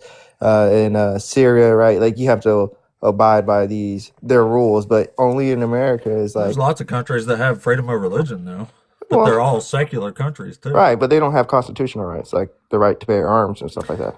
That's a God-given Well, I mean, right. if you're going, if we was founded on Christianity, it would be a Christian nation. Everyone here would be required to be a Christian and serve the God of the Bible. But the God of the Bible says if somebody goes to other gods, you're supposed to throw rocks at them until they die. No, dude, you just contradicting yourself. So no, America, you can believe in whatever you want in America. That is a God-given right, and we must, and the government must respect it. Okay. Where does the Bible ever say you can believe in whatever God you want to? You're not. So you're not understanding what I'm saying. All right. I'm not saying the Bible says because it doesn't make right. You're sense. completely right. I agree with you. The Bible doesn't say you can worship many gods. I'm saying America. Well, it's not a Christian position then. I'm saying America was founded on Christian beliefs. Therefore, it wasn't. Okay, let me finish. Christians don't believe you should get to serve whatever God you want. Christians believe you should serve Yahweh. Obviously, I said I agree with you there. You're not picking up what I'm putting down. Yeah, I know. No. That's why I don't think you're picking up what I'm putting down. Well, I'm giving you the statement, and then you're like repeating it. I'm saying America couldn't have taking been it another on a step Christian further. belief that's not a Christian belief. Wait. I'm sorry. I missed what you said. What'd you say?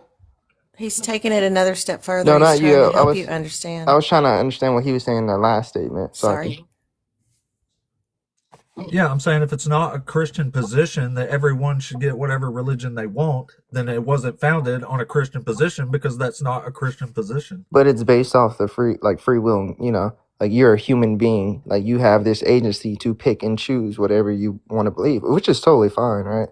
Like I'm not going to sit here and just condemn somebody for believing but that's not a Christian position, though.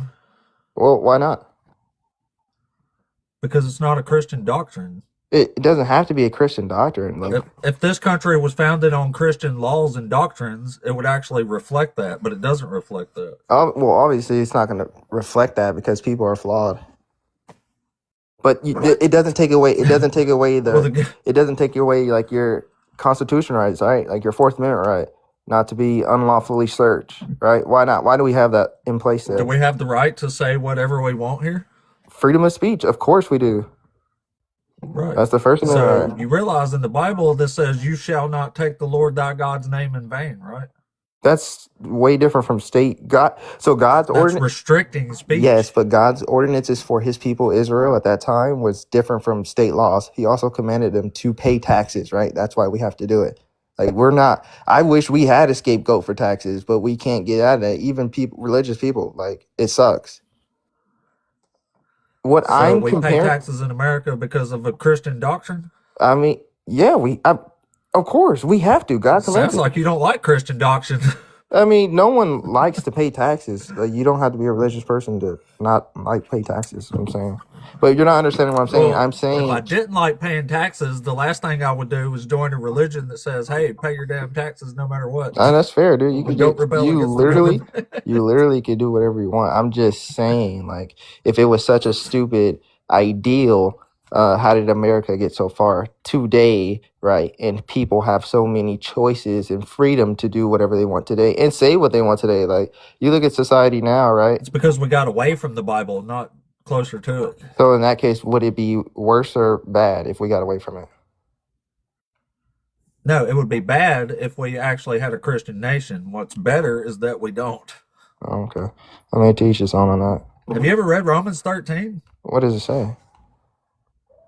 It says rebelling against the government is rebelling against God himself. Yeah. Why? But why is that? Sound American at all to me. Bye, baby. But why is that? Because, right, I see that. That's the thing, dude. Like, because it thinks God institutes all the government. Right. I get it. But what I'm saying is, like, I enjoy talking to all people's backgrounds, but then I feel like there's a certain part of aspect about life, like hierarchies, right? Which you see in all of humankind today, your workplace, the animal kingdom, and stuff like that. There's a reason why God is saying that, right? In his kingdom, there's a hierarchy. So then since he and everything is in perfectly aligned up there, then he tells us to do that down here, right? So he doesn't tell us to do anything that he wouldn't do himself in that sense. If that makes sense in any sort of imagination, maybe I explained that way messed up. Well, it tells us not to do stuff that he does himself. Well, all the time. it goes back to not paying taxes, and they literally. That's what you mean. Yeah. No, yeah, well, they literally tried to do the same thing to Jesus. Like, hey, Jesus, should we pay taxes to Caesar or to God? And what did Jesus say? Give to what Caesar's and God to God. It says, render unto Caesar's what is Caesar's. Yeah. Exactly. You have to pay taxes, dude. Yeah, so if we was Christians, we would be adhering to God's authority, but here we don't. You would actually have a more peaceful. No, you would have a more peaceful society that would not try to scapegoat and get over on people, right? Like, so, like, if what you're saying is true, then we should have legislated that. No, so like if you practice, but we didn't. We did the exact opposite. And treaties like the Treaty of Tripoli explicitly state that this country was in no sense founded on the Christian religion. That's fair too. But what I'm saying is the Bible teaches, like, say if like, hey man, I need a gate, and you're like, I'll go build the gate. If I was a religious person or say I was a Christian and I was to not pay you what I owed you, that would be a bad thing on my part. The Bible commands me to pay you what I owe you. That's bad whether you're a Christian or not, because you're screwing somebody out of the money you owe. No, but if I was an atheist, I don't have that guideline. I could just choose to say, hey, I'm going to shortcut this guy. I'm an atheist and I have nearly an 800 credit score. Can I ask you a question? That's pretty good. I ain't gonna lie. I only got like a 740. I'm trying to get to your level. Yes, ma'am. Well, that's still really good. So you're supposed to pay taxes, and how much money are you supposed to give to your church? So I'm very picky about where I put money. I'm not. So right now, I'm be completely honest with you. There's this well, it's commanded 10%, but at the end of the day, what Jesus taught was there was a poor lady who can only give like in the Bible like all she had was like maybe $1, right? Just say, but she gave it with her heart versus the other person who was just like, here's the money. It's not, God doesn't look at the money. He's looking at the heart. You know what I'm saying? Like on how you give. So like, that's like, and this is something that I hate in Christianity today. Like everyone wants to harp on these gift of the tongues and things like that, which I don't necessarily believe in, but like, I feel like we gotten away from like actually helping people in need. So yeah, I'm very picky where I put my money. I don't put my money really in the church, to be honest. Right. And I love that because I love helping people in need. I really do. But I'm not just going to blindly give it to an organization that I have no idea what they're using the money for, right? That's kind of dumb, right? Yeah, 100%. Okay. But that is not what they want you to believe. That is your logic telling you that's a scam, right? Okay. So you're going, no, I have control over my own money. Yes, right? ma'am. Yes, ma'am. Okay. And they can't come at me and say, hey, you're not giving your 10%. Why aren't you giving your 10%? There are some churches that require it to be a member. I think they're cult members, to be honest. You got to be a cult if you're requiring somebody to give some money. There's, you know what I'm saying? Like, that's none of your business. It's between you and God. Like, yeah, but they also require you to volunteer. I don't volunteer either. Okay, Dude, so I how go many to I go to churches? church and I'm like sitting there judging the pastor and hoping he abides by scripture, and then I leave. But Wow. I don't really. Well, that's because I got into false doctrines when I was younger. So I was in a Christian cult that believed in some false doctrines and got out by the grace of God. So I'm really, dude, I'm harsh. I'm very harsh when it comes to churches. Well, what's the true doctrine you believe in now? Oh, it's simple, man. The message is simple that salvation is in faith through Jesus. So people are justified before God simply by faith. That's it. No works added. There's no religious practices. Your faith in Jesus is counted as righteousness, and then therefore you're justified before God. That's it. Next time you go to church, What and if I told the you pastor that's a false says, doctrine? Mhm. Well, I mean, you're allowed to believe that, but what does the Bible say? Jesus says you have to keep the law to get to heaven. Well, how was Abraham justified? through faith. Yeah, she's 100% on the money. We're on the same page. It was faith. Jesus didn't have to die for Abraham. No, he didn't. But Remember? yeah, no, you're right. But it's a reference, and it Kind of shows. weird that we couldn't all just be in the same boat as Abraham, right? We could No, all no, have no, faith. but what it was showing, like in Romans 4, and right, you go to Hebrews, it's impossible to please God without faith. Abraham was justified by faith. Every other patriarch in the history of Christianity, or you can go back to Judaism in the Torah, right? They were all justified by faith. It was never a works-based religion with them. They just failed to do everything. Really? Well, that's and not they what always, Jesus says. Jesus says when he separates the sheep from the goats, it's not going to depend on how faithful they were. It depends on what they did for other people. So that's totally being dependent on works. Yeah, but Jesus also has there's a picture behind when he says separating the sheep from the goat. He wasn't just saying he's separating his people from the outside of his people, if that makes sense. The sheep and the goats are the people who's going to eternal life or eternal fire. Exactly, but how do you become a sheep? It's easy. You give thirsty people water and naked people clothing, and you go and visit them when they're in prison. No, that'll be works. That's works. It's how you become a sheep is by believing in him. I don't believe in works-based salvation. This is You don't have to do any of that. Your name is written in that book listening in to Revelation. Jesus. If it's not written in the book, you're not going to go, okay? But how does it get written in the book? Good question. Works. No. So you guys are saying a lot of good things. By the foundation of the world, before you were even born. Is it Bella? I see you're well versed, but what I'm saying is you have to. We skip so much, so you got to start back at okay. Jesus was talking about I'm not going to lose one sheep, right? There's 99 sheep and there's one. When did you go get that one sheep? That one sheep would be you if you put your faith in him. All right. Once you become a part of his flock, then your name's written in that book of life. Right. So we went from John all the way to Revelation. Speed run that, I guess. That's not true though, because in Matthew 25, it says. Sorry. Oh, sorry. Go ahead, Jerry. No, go ahead. I thought it said, your name's written in there before the foundation of the world, like he knew before any of it was ever even created. So once you're born, you're I guess you're on a mission to figure out if your name's really written in there or not, right?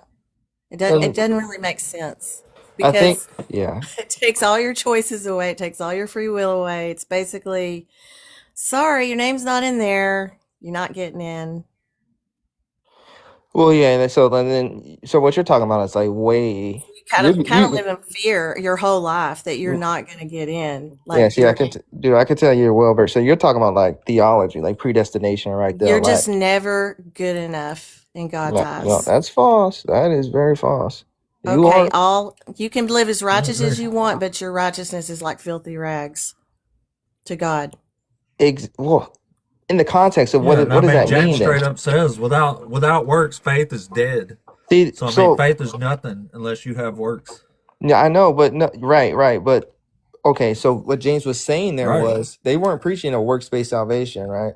They were saying, hey, yes, they were. If you're saying faith is great, but it's dead without the works. You guys are gonna like this one. Dead. No, you guys are gonna like this one. James was calling out the Christians that weren't living Christian. He was saying, hey, if you're actually a Christian, should be some fruit in your life. He wasn't saying you have to present good works before God. He said if you're a Christian, then you would want to give to the poor. Literally what salvation swings on according to Jesus.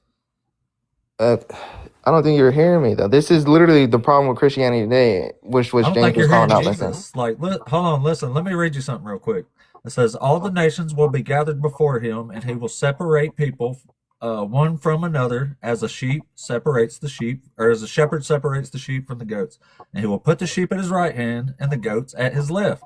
Then the king will say to those at his right hand, 'Come, you who are blessed by my Father, inherit the kingdom prepared for you from the foundation of the world. For I was hungry, and you gave me food. I was thirsty, and you gave me something to drink. I was a stranger, and you welcomed me. I was naked, and you gave me clothing. I was sick, and you took care of me. I was in prison, and you visited me.' Then the righteous will answer him, 'Lord, when was it that we saw you hungry and gave you food, or thirsty and something to drink? And when it was when we saw a stranger that welcomed you and you were naked and we gave you clothing?' He says, 'If you've done these to the least, you've done these to me.' So he's saying you have to do these things to get eternal life. This doesn't say anything about, hey, if your faith is really strong, guess where you're going? Eternal life. This says you have to help even the least of these people. What you do to the least of them, you do unto me. What This book is are you all reading? works-based salvation. No, what book It's are you Matthew reading? 25. Yeah, so look, you went to Matthew Matthew 25. 25 and you skipped the entire book of Matthew. He said a lot more than that. I'm just to be respectfully, he said Yeah, a I know he lot more. does, but There this was is the way more part where chapters he's before that. And telling then people what you are going to be. This is what the sheep what and the goats are yeah, judged no, based upon. which is true. Everything he says is true. But what you're doing is if you take it in that context of what you just read it in, right? You read Matthew 25 and skipped chapters 1 all the way to Yeah, it don't 24. say nothing about faith.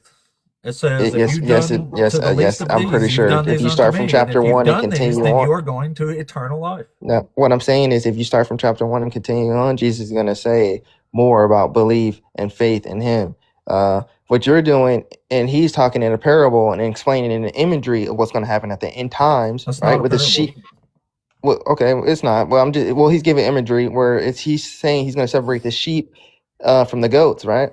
But literally right there, if you implied a works-based salvation, or if Jesus was applying a works-based salvation, then the whole Bible just contradicts itself. There's no reason for me to believe in it. Yeah, in Matthew 16, it says, "For the Son of Man is to come with his angels in the glory of his Father, and then he will pray everyone for what has been done. For truly I tell you, there are some standing here who will not taste death before they see the kingdom of before they see the Son of Man coming in his kingdom." He's like clearly saying he's going to reward everyone for what they have done. Like, this is There is about rewards, works. but you don't understand that. Could you read Ephesians chapter 2, verses 8? That's Paul, not Jesus. Okay, so look, so how was Abraham justified? Romans 4. Yeah, Paul says the law is abolished. Jesus says you have to keep that law to get to heaven. So Paul's just contradicting Jesus. Sounds more like you worship Paul than you do Jesus. That's false, but you just don't understand the Bible. If you can go to Romans 4, you can see. I understand what Jesus is saying compared to what Paul's saying. So do you know who Abraham is? Yeah. Abraham's a big figure in the Bible, right? How was Abraham justified before God? It tells you plainly in the whole chapter of Romans 4 that Abraham was justified by faith. Anyone, right? That's why it says in Romans 10:9, if you believe with your mouth and confess that Jesus is Lord, you will be saved. Jesus But also he didn't have to confess Jesus, though. Remember, Abraham did also not. what did Jesus tell his apostles? He said, just like Moses lifted, right, when the Israelites rebelled against God and got bitten by the snakes, and they were like, tell God to heal us, and then God told Moses to do what? He said, get a pole and hang a bronze snake on it. Everyone who looks at it is going to be healed. Jesus said it's the same thing with him. He's going to be on the cross, and then everyone who looks at it will be healed. Listen, the idea that you're following is that if you believe in Jesus, that you're going to be, you're going to follow his teachings and be a good person. But the truth of the matter is, you don't need those things to figure out how to be a good person. My argument here is being a good person. It's a scam to get you into a building so that you can listen to somebody sing and teach and you can give your money to it. I mean, it is a total scam. I'm telling you, and I'm so glad you said that about when you give money, because you figured that out through your logic, right? You figured out, hey, I don't have to give my money to these people, because you've kind of figured out their little scheme, because it is a scheme. It is a scam. And nothing Jesus taught was new to those people. they had heard all of those things. Help your neighbor. You think they didn't help their neighbors before he said that? Wait, hold on You now. think that was some kind of new No, concept? wait. First of all, wait. They lived in a land of. Wait, no, we're talking about the first century here. We're not living. They're not living in the 21st century. They were living where people literally got crucified on a daily basis, right? If you were a tax collector at that time, your own people hated you, right? Women didn't have the same rights at that time either. Like, there was a totally different vibe. You know what I'm Christians saying? hate tax collectors. They're just coming to take God's money. You're No, supposed to dude, give that. sir. The Israelites, Matthew was a tax collector. He was literally hated by his own people. His own family didn't like him. Why? Because the tax collectors were abusing the Israelites at that time, right? They Getting were taking more than they should have. Exactly. They hated That's why they were Matthew. hated. Matthew with the pat, and I would hate him too if he took my money. Like, dude, I worked hard for that. Well, if you knew your bill Not was supposed to do that according to $100 Jesus. and he said, "Well, you're gonna have to give me 200," Yeah, that's then not yeah, fair. you wouldn't like that too well. Yeah, no, dude, Well, I'd Jesus rather. said if your enemy demands 200, you're supposed to give him 4. Okay. I forgot the Don't original argument. No, I forgot the original do you argument. do that? I do what I can. I'm a human being, man. I'm just like you, bro. I just thought I would hone it back in because I feel like you're kind of on the right track with your logic and your thinking, because you understand that you have the right to make your own decisions. Nobody gets to tell you how to think, right? No, yeah, for real. No, you're 100% Nobody right. get Nobody. right. You make your own rules. Nobody gets to tell you this is how you think, this is what you believe in, and if you believe this, you're going here when you die. Yeah, I'm Nobody gonna. gets to tell you that. Yeah, I'm gonna reject everybody's theory on God, and I'm just gonna look for it for myself. That's what I said to myself. I'm not listening or following anybody, and that's based off personal experience of when I got into that cult and realized I was following a lie my whole life. Standing outside begging for money for churches. I was young and I was dumb. I didn't even know where the money was going. You know what I'm saying? Like, why? I was an idiot. Luckily, I got Me out of too. that. Luckily, I got out of that cult by God's grace, and I had some, spiritual encounters, which is pretty cool. Which I don't know how to explain, but after, and then started living a worldly life again, and now coming back to him. It's really kind of a mystery. I can't really piece all this stuff together. Life is tough, man. Yeah, it's a dark world. Yeah.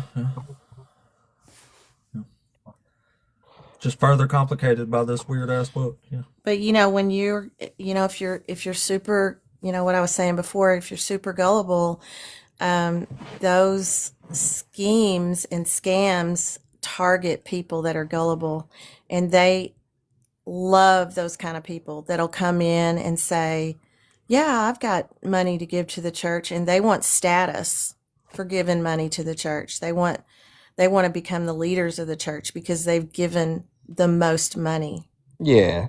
I mean, that's, and that's really not what churches are supposed to do. What they're supposed to do, and this is why they're given a tax-free, they're supposed to provide services in a community, okay, that the government can't provide. And so the government gives them a tax break because they're helping problems in the community that there aren't programs for. Yeah. I know, I That's what agree. they're supposed to do. It's very And few churches so, like that. and a lot of people are just cultural Christians. They want to belong to a group of people that accept them. Okay. But beware of people that will accept you, but then they want your money. They want you to say, we need money for this building, but they don't. Yeah. No, you're And 100% right. it's just a scam, and you're right. It's a cult. It's, it preys on gullible people is what it does. Yeah, I mean, but a lot of people don't even know their own Bible to be able to see that. So, yeah, but I was just, I don't really think that we can, or anyone should just say or draw the conclusion that Christianity is dumb and it doesn't have its use cases, if that makes sense. It what? Like, it doesn't have its use cases. Like there isn't any value in it, right? Like before I actually like that's like me saying, are you showing me you're saying, hey, like I'm using a spatula to nail down some nails. And you're like, hey, use that hammer. I'm like, oh, that hammer is dumb. I'm not gonna use that. You know what I'm saying? But you're like, it's gonna help you with the job. In a sense, I'm saying I don't think we should say that Christianity is dumb and it doesn't have its use cases because it did some great things for America, man. I'm not gonna lie. Like what? Christianity has caused more death and more wars than any other religion we know of. What about Islam? Yeah, it also allowed slavery in America. Islam is the terror group right now. They've been the terror group for ages. There's Christians dying in Islam today. Like, dude, they don't like us. Christians ain't no better, man. What are they doing to people today? It's changing the subject. Did you just change the subject to Islam because you didn't want to? No, because I said that based off the statement that Christianity is the most dangerous group in the world, which is so untrue. Right now, Trump's a Christian, and he's bombed at least 7 or 8 countries that I can think Trump of. doesn't even know he's going to go to heaven. This dude, I think they're using that for political. Well, I'm just saying, Christians are voted him in there. He claims to be a Christian himself. He has a spiritual whole camp that he employs around him. And all stuff. So I mean, no, dude, I did that. This is Christianity in the modern age. This is modern Christianity, in my opinion. That's why I started this channel, was to combat. I mean, you're right, but like they're ridiculous. That whole group is ridiculous. Yeah, Republican Christians. Like if you're not a conservative and Christian, then you're Christian. No, like if you're not a Republican and Christian, then you're not a true Christian. Like what is this? Like, dude, the 21st century is absolutely crazy. Christians, in my opinion. So you say. That may be cool. Yeah, I agree. They're a Christian. You're a Christian. They're all Christians. Yeah, but it's a terrible religion that got spread, by people massacring people. So there's no other religion worse than Christianity. It's right up there, in my opinion. It's right up there. Yeah. What's behind it? Evil people. Oh my gosh, Christians get so. You guys won't even admit the fact that so 9/11 didn't happen. None of these current attacks today are happening, right? You don't all the stuff that's happening. And this is and then hold on. Let me. This really kills me. 7 people. No. This really kills me. So like the stuff that's been going on in Nigeria with the Christians today been going on long before Trump gets in office and he mentioned it. Now everyone cares. Yeah, that's the difference. I'll condemn Islam when they got it coming. I have no problem with that, but I condemn Christianity too. Like talking about Islam doesn't get you out of the stuff Christians are doing. I mean, they're going to take over. We're not doing nothing to anybody, but if anyone's going to take over, it's going to be Islam. You already see what's happening in New York and the claims that's going on in Texas. They've been saying that since Obama. The one, in my opinion, trying to conquer other places again, and all of a sudden, conquering's cool. We're back in the manifest destiny days of Christianity. We have a divine right to conquer and displace people. Yeah, well, eventually, we'll be wiped off the planet. So, sure.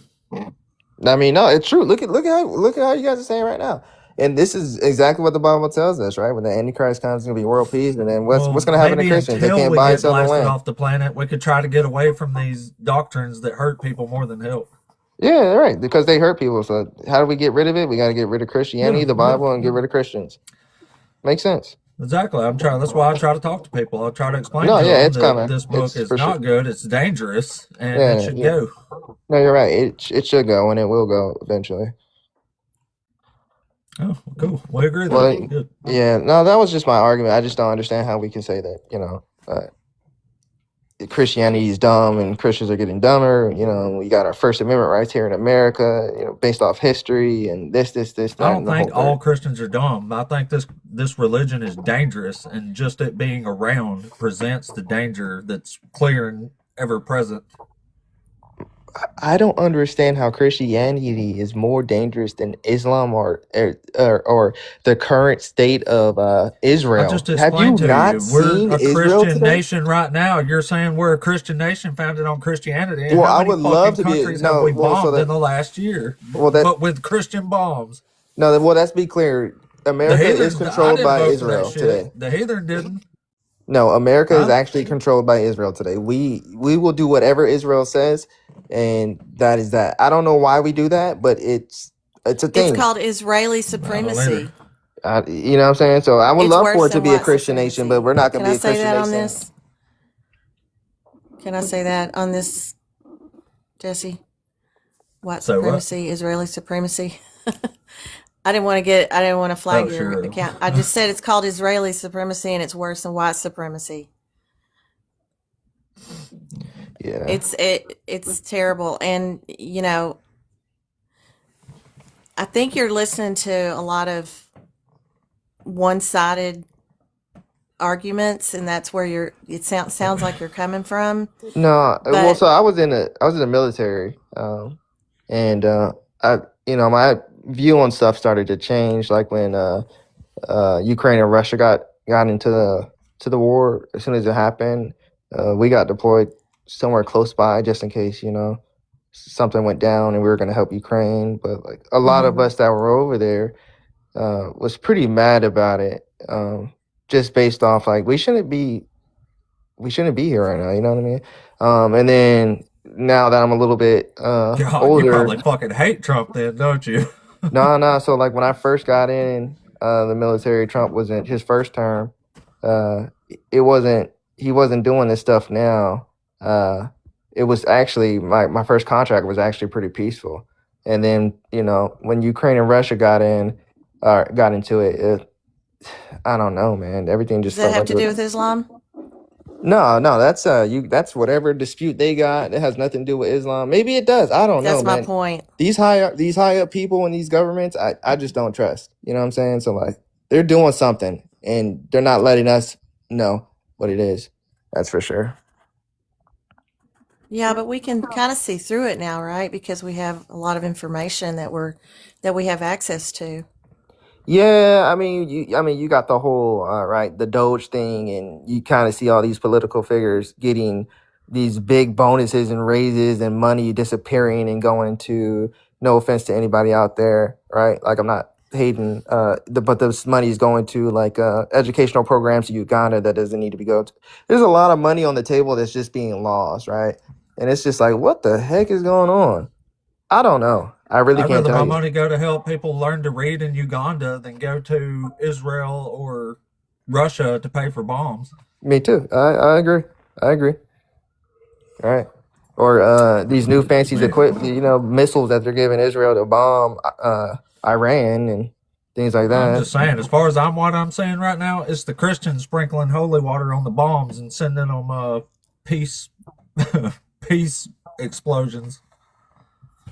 Yeah, I mean, right now, I'm not gonna lie to you, man. These Republican Christians, they're off the wall. I prefer that they be quiet, but they're not. They love Come to Trump the way too good much. side. Come to the right side of history. Yeah. You know, I don't the think right there's the right side. side of I'm proud to history. be on the right side of history. I'm proud to. I mean, even though the person I voted for didn't win, I was still proud to promote her policies and what she Yeah. stood for, and I believe her compassion and her love for people was just rejected because she was a woman. It could be. I really don't know. And women have a hard time getting respect in this country. And, we fought a lot of internal battles in this country to have basic rights like voting, have our own checking account, being able to build credit, Right. Rights to our own bodies. Yeah. They won't even give us rights to our own bodies. Okay? That is still a threat to us. Okay? And so, that is remnants of what the Bible teaches. Of what? And Paul taught for women to be quiet, that they were not to teach anything in the church. Women are very smart and patient and kind and compassionate. There is no reason why anybody should tell a woman to be quiet in the church. I mean, if any place should be sacred for a woman to be able to feel safe, it should be at church. But that is not what they teach. Yeah. And they were stoning women to death. Yeah, they were. During the time of did I say that wrong, Jesse? I love TikTok Shop. I love TikTok Shop. I fixed it. Yeah, they were stoning women for basically prostitution and things like that.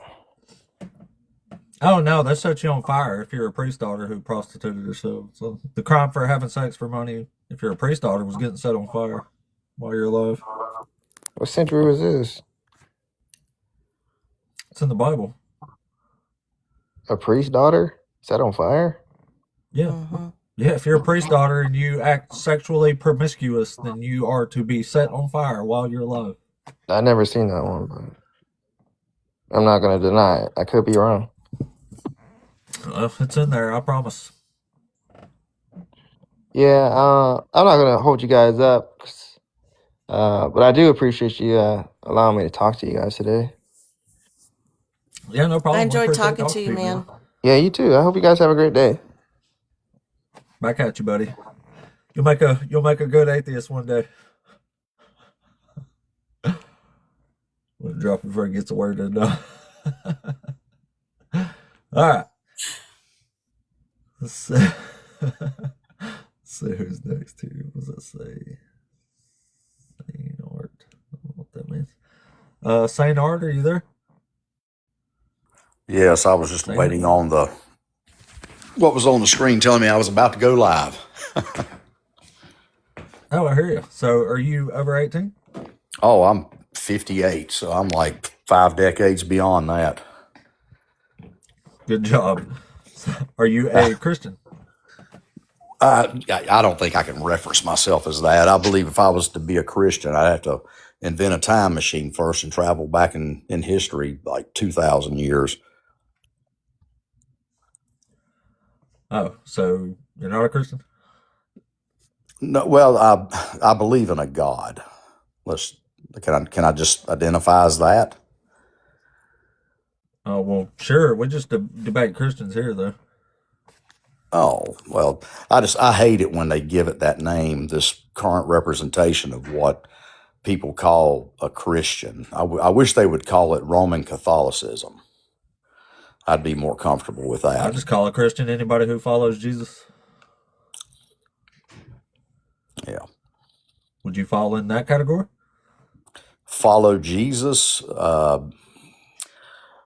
fall in the category of someone that recognizes that as a state of mind. It's not so much as a literal person that they're following around, holding on to a belt loop or a robe or whatever. Okay. It's a state of mind. All right, well, let me ask you this then. Is there one of these topics up here we disagree on? Let me read it right quick, the prompt. Let's see here.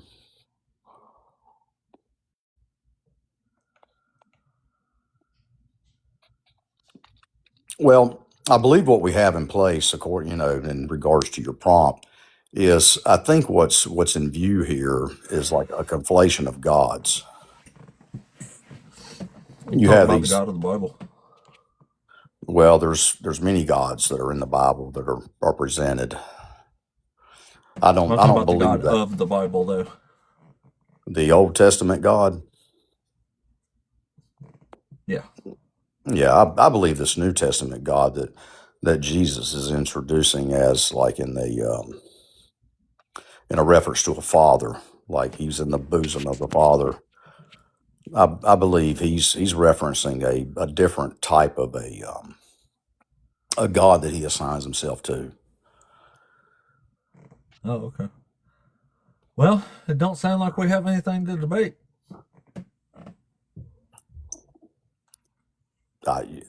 Yeah, I just wanted to join your conversation and just see kind of where the perspective you guys are coming from. Do you go to church? In what regard? No, I don't go to church. Jerry Bell. Mm-hmm. I don't believe the church is something that's like a congregation of literal people. I believe it's more like, as I said earlier, the church, the body of Christ, is in the mind. It's a singular mind, or as it was explained in the first century. Anyhow, they were the concept is you have the mind of Christ, and that's not this mind where it says you exploit your neighbor.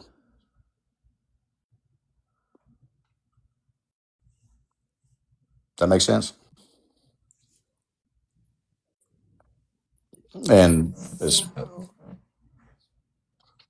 your statement about women in the New Testament, when I read First Timothy, when he's telling the women to be silent and they're not to have authority over a woman, no woman's to have authority over a man. I'm sorry. Oh, I'm sorry. My view is what's being referenced here is figurative speech, and I don't think the author of First Timothy is talking about a biological female. I believe what's in view, because and the reason why is 1 Timothy 2:15 at the conclusion of this chapter, he states, and he's pointing to Adam and Eve, or the story in Genesis, and what he's saying is that the man wasn't in the transgression, but the woman.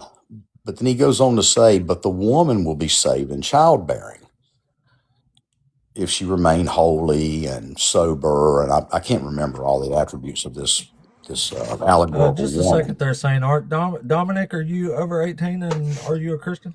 Yeah, I am 18 and I am a Christian. Cool, man. Cool. Thanks for coming up, Saint Art, but I don't think we have anything to debate there. So, Dominic, which one of these topics you want to talk with us about? You want to do slavery? Sure. All right. Can you hear like that, like bubbles in the background, or no? A little bit, but it's not All right. overbearing or anything. All right, that's a fish tank. Sorry about that. That's all right. It's not that bad. All right. So you do know that the Bible endorses slavery, or you're saying it doesn't? Like, what exactly is your position there? I'd say God tightens the noose on slavery. So slavery is a immoral practice at the time, and God imposes laws that fully abolish it through Jesus Christ fully. But it's indentured servanthood as well. It's not chattel slavery. So you don't like kidnap someone and force them to work their whole life. You are in debt, so you sell yourself. Can you define chattel slavery for us? Yeah, just like slavery fully against their will. Like you kidnap someone and force them to work for you. What is chattel? Like 1800s, like black people slavery. What is chattel? The word. What does the word chattel mean? I don't know the exact definition. It means movable property. Mm-hmm. Right. So when you own somebody so as chattel property, slavery is owning people as property. Mm-hmm. Mm-hmm. Okay, well in the Bible it's indentured servanthood where you owe a debt, so you sell yourself to one type and pay off the debt. That's in there too. That's one type. Yeah. There's also sex slavery and there is chattel slavery. Yeah. All right, we'll finish off my point.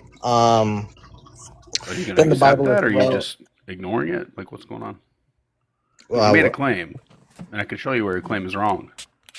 Well, you asked me where the Bible condones slavery, and then I was making my point, and then you kind of like cut me off. Yeah, well, you're making a lot of points. It's they need to be addressed as they come up, right? So if you say that the slavery in the Bible was not chattel slavery, you're going to have to defend that claim. All right.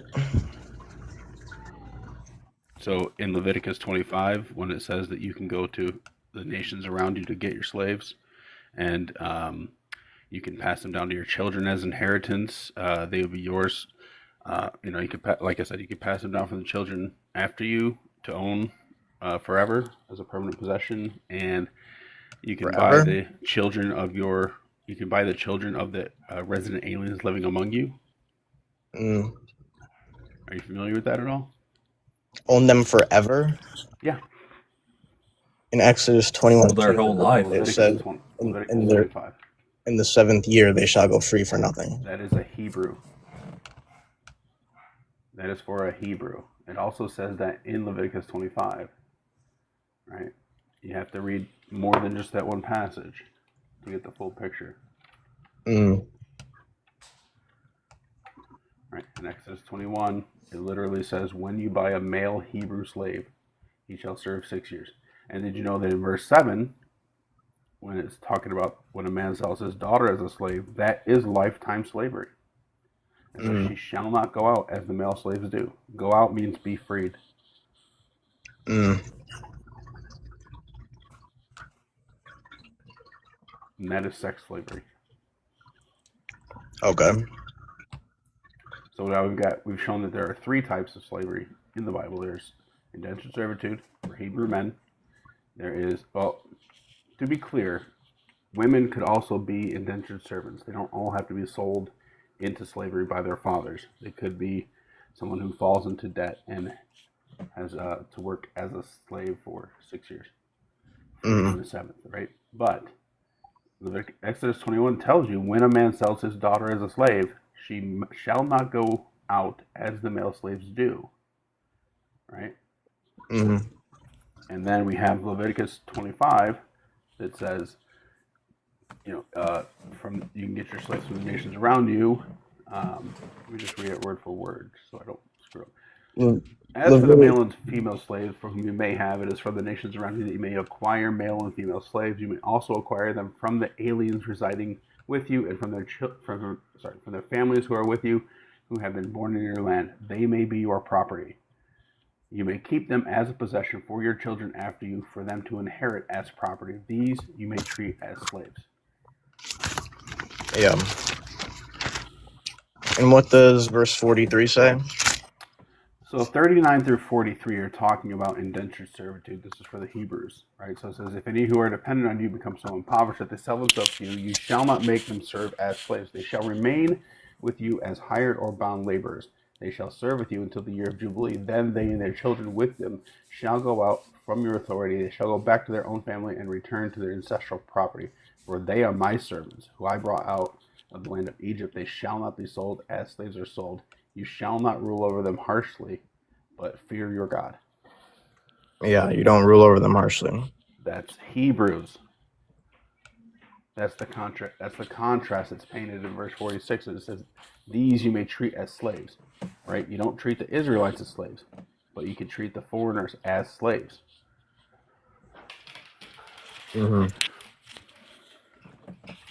Yeah, wouldn't it have been cool if God would have been like, hey, don't treat anybody as a slave? Okay, well, back to the original point I was trying to make I know you wanted to go individual into it, but one of the main points was that no law God ever puts on slavery makes slavery better for the slave masters for how slavery was run historically during that time and location. He always makes it worse for the slave masters.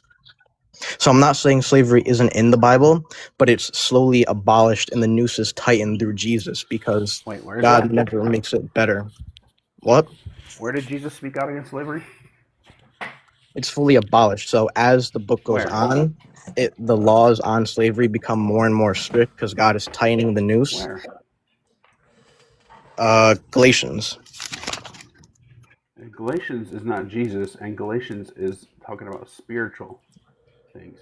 Unless you're saying, to be clear, if you're saying we're going by Galatians 3:28, then are you saying there are no more men and women? In Christ Jesus, we are all one. Right, in Christ Jesus, but you can look around and you can see male and female people, right? Yeah. Okay, so then they can look around and see slaves. It's okay, metaphorical, it's spiritual. And when you stand before God, who does he see everyone as? What does that have to do with slavery on earth? The point was, it's abolished through Jesus. It's where not abolished. The laws are tied to abolished. The laws are. Jesus uses slavery all the time in his parables. You know Jesus talked about slavery, right? And he never said a word against it. What I'm saying is the laws for slavery are tightened What until law? it is What law? all of them. What law is in the New Testament about slavery? I'm not talking about just about the New Testament. I'm talking about through the whole Bible. The laws When on is slavery slavery. condemned? From Genesis to Revelation, when is slavery condemned? Again, I'm trying to explain the laws on slavery. No, It you is have not. a talking point, and it doesn't hold up. You're not explaining anything. Yeah, You're because when I try to you're explain, regurgitating a talking point. when I try to explain, you cut me off.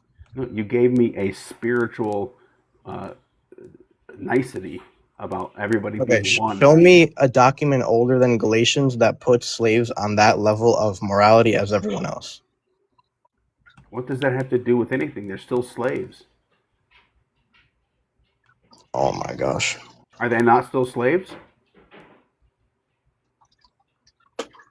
Dominic. Can I make the point? Dominic, are they still slaves?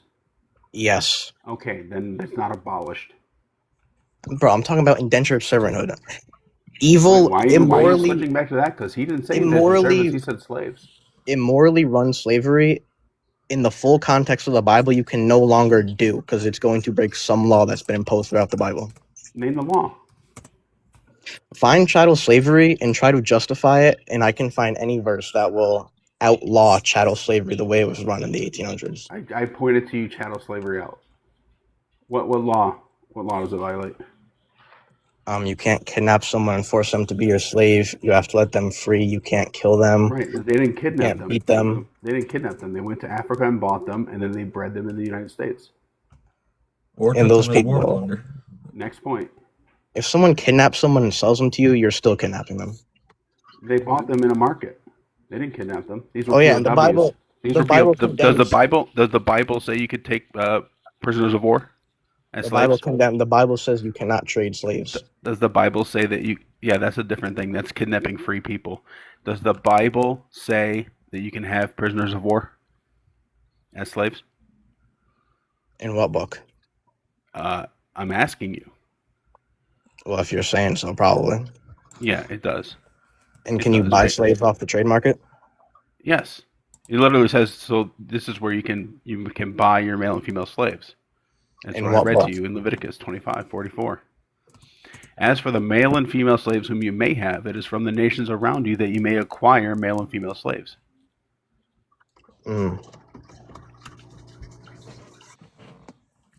Hold on. And in the rules of warfare of Deuteronomy, if you besiege a place, or before you besiege it, you offer them terms of peace. And if they take it, they are to serve you as forced labor. So if they accept your terms of peace, they're agreeing to be your slaves. You know, it says if you... Wait, hold on. Say what you said again? I was looking up a verse. Sorry. Here, I'll just read it. It says, when you draw near to a town and fight against it, offer it terms of peace. If it accepts your terms of peace and surrenders to you, then all of the people in it shall serve you as forced labor. Yeah, so if they surrender to you, they're agreeing to be your slave, or else you destroy them all and take just the women and the children as slaves, and you put all the men to the sword. So I never said slavery is not in the Bible. I said it's abolished through it, and no law ever put. It's not abolished. Chattel slavery was not in the Bible. And no law. Show me a law God puts on slavery for historically in that time period and location makes it better for the slave masters. Just one. What does that mean? Makes it better. Okay, so we look at compared to other. I'll tell you what makes it better for the slave master, that they're allowed to own slaves. I can give you one. These laws were largely based off of the Hammurabi Code and the laws of Ma'at, and in those law codes, you could only have your indentured servant slave for 3 years. This book doubles it. That's better for the slave owner. And where does that come from? Where does what come from? Well, you just said what time period and location. The time this was written. I'm not sure what you're asking. When you just said about... You understand it's a nonsense question what you asked. I'm just trying to make the most of it.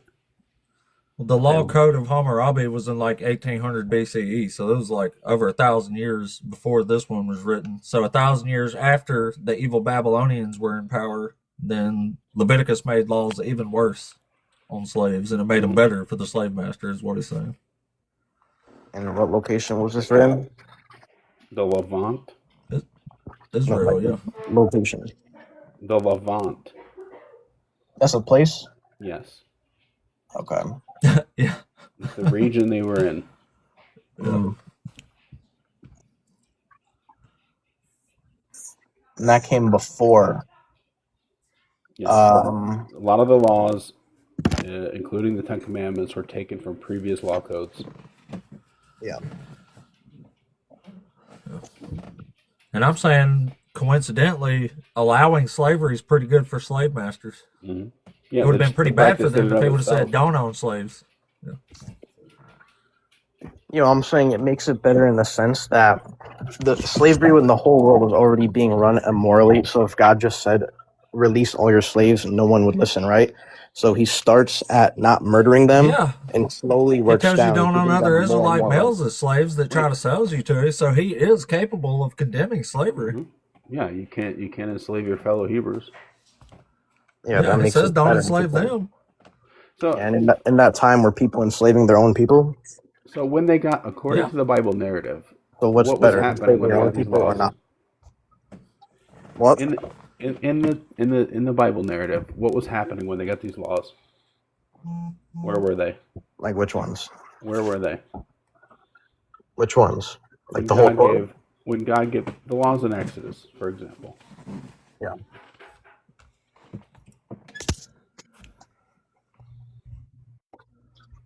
What about them? Where were they? What was happening? I disconnected. Can you hear me? Yeah. I said where were they? Where were they and what was happening when they got the laws? I haven't read Exodus in a while. I don't remember specifically the context of what was happening. But you know what happens in Exodus, right? Yeah, I read Exodus, but it's been a while since I read it. Yeah. Okay, but they were, they left Egypt, right? They were wandering in the desert, and then they ended up at Mount Sinai, right? Yeah. Right. So, do you think they had like a slavery practice at that point when they're wandering around the desert trying to survive? Probably. What were they? They were wandering. They didn't live anywhere. What slaves would they have had? So they didn't have slaves. Right. Mm-hmm. They were escaped slaves themselves. Right. Yeah. So God could have easily said, "Hey, you know how you were just in slavery?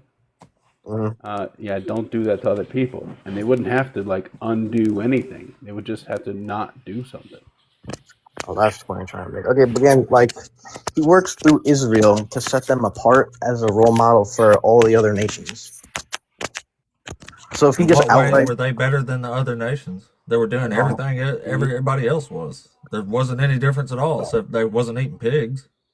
No, exactly. Which is why God starts at don't murder them and slowly gives them more and more rights. For example, like an analogy, if you went to a crime-filled neighborhood and screamed, don't commit crime, no one's going to listen. But if you go to an individual person and convince them not to commit murder, maybe you could work through everyone to not commit crime.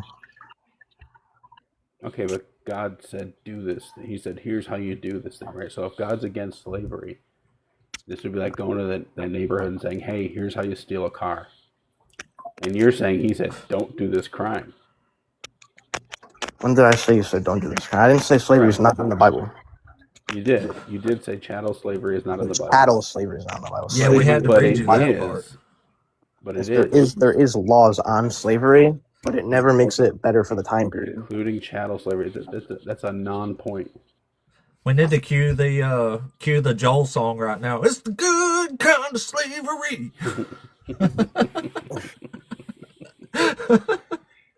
The best way to run the slaves. Yeah, it's crazy, man. It's the good kind of slavery.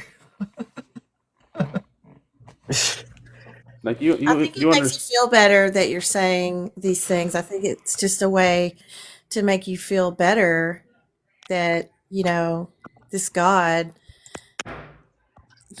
tightened the noose and eventually puts everyone slave and free on the same level before any other documents. They're on the same Dude, level. God's They're chosen still people slaves. are above Didn't. everybody. The Israelites, the whole world, and the culmination of the prophecies of the Old Testament is supposed to lick the dust off the feet of the Israelites. Like, everybody's beneath God's chosen people. Nobody's equal to God. Build their walls, Israel are number one. breastfeed them. Okay, well now since in the full context, not just focusing on Exodus, since all the laws on slavery have been placed, how could you justify chattel slavery today?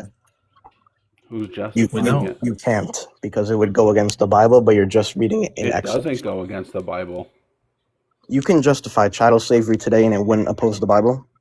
Yeah. That's how they full justified context. chattel slavery in the antebellum South. Like, literally, Jefferson Davis, the president of the Confederacy, brought up Leviticus 25, and he said owning slaves is a God-given right, and read Leviticus 25. Mm-hmm.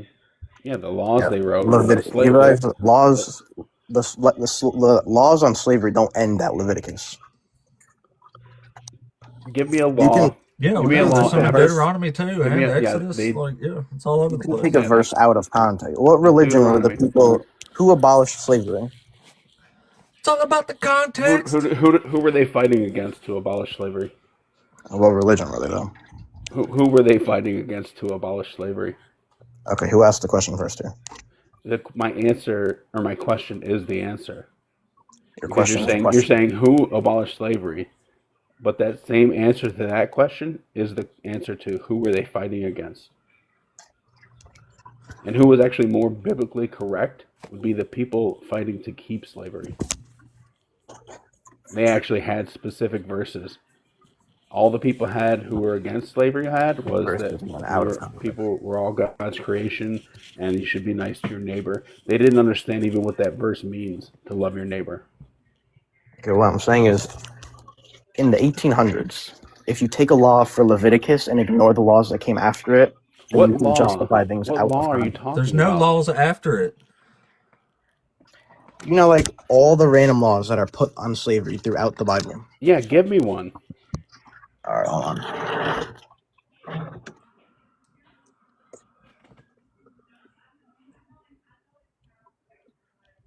Show us the good kind of slavery. Yeah, that's funny.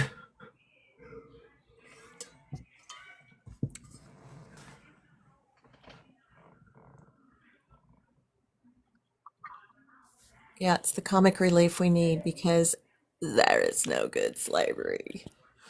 Some Christians beat some more Christians in a war and abolished slavery, and then Christians took credit for abolishing slavery.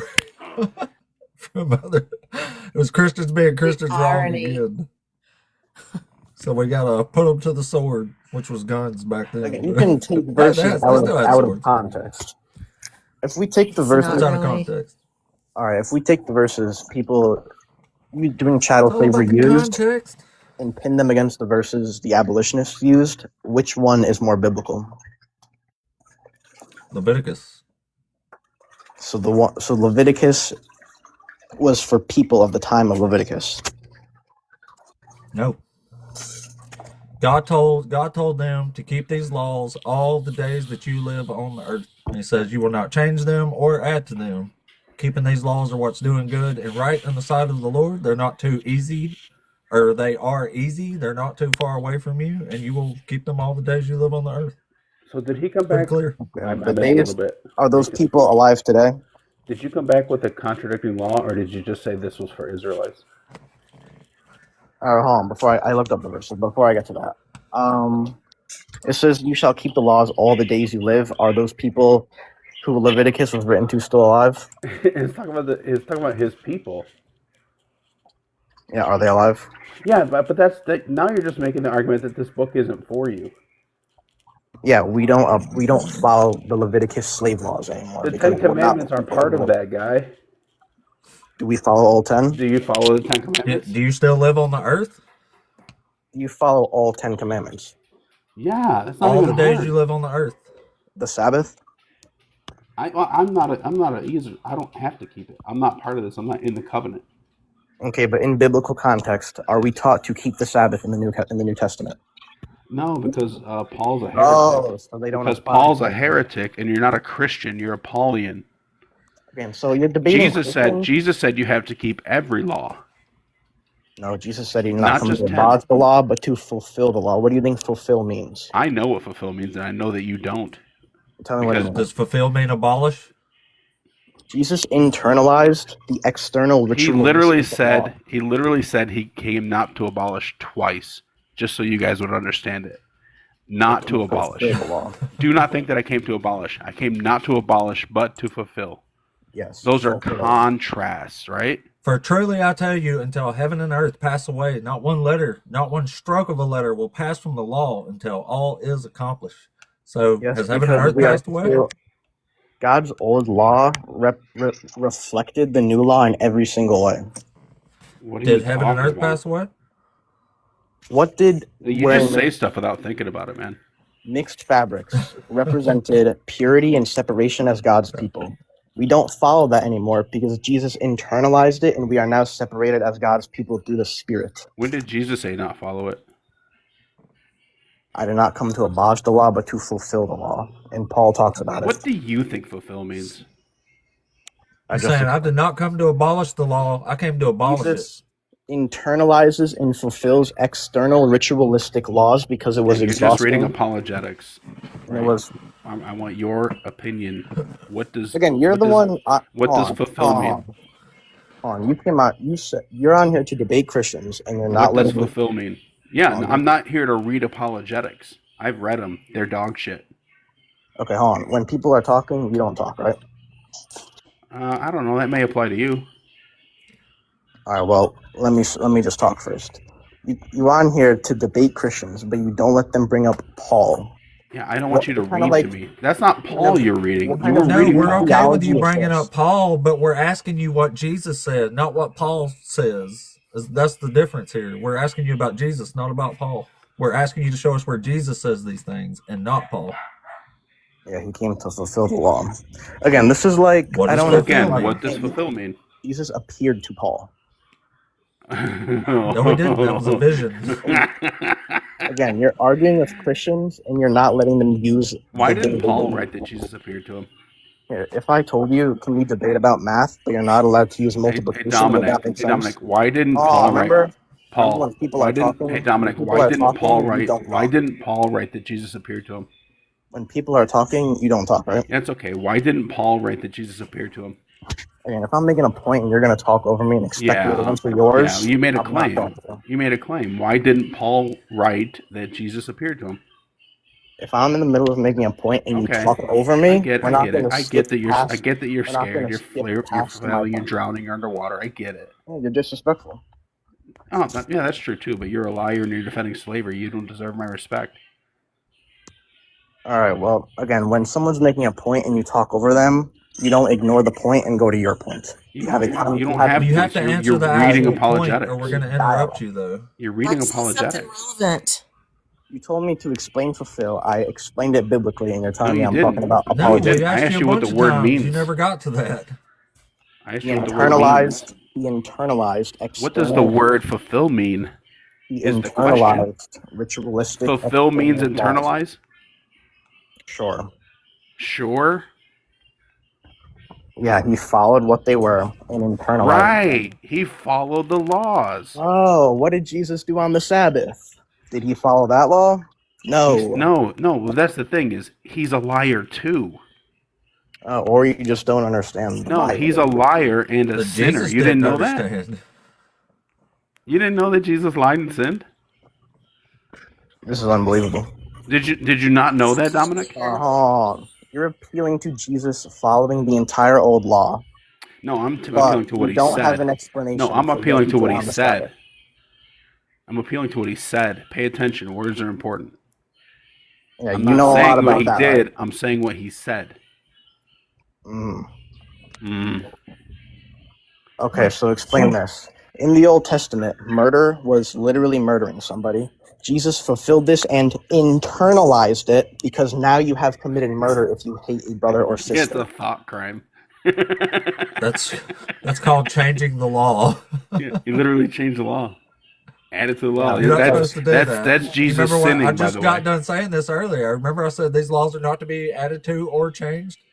They're not to be added to or taken away from. Yeah.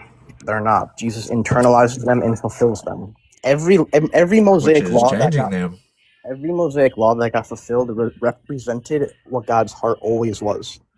That's ludicrous. This is nonsense. Who would think just thinking about something is the same as doing it?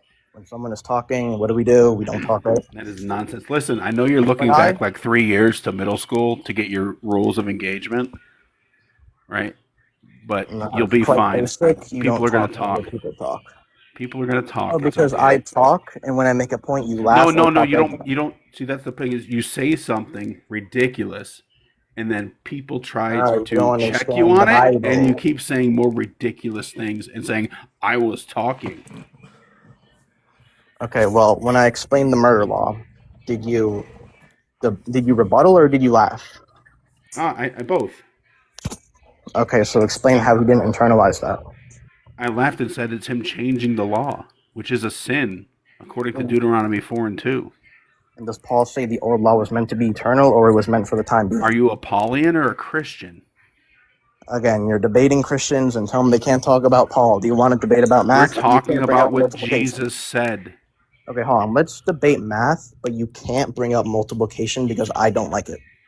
If we're debating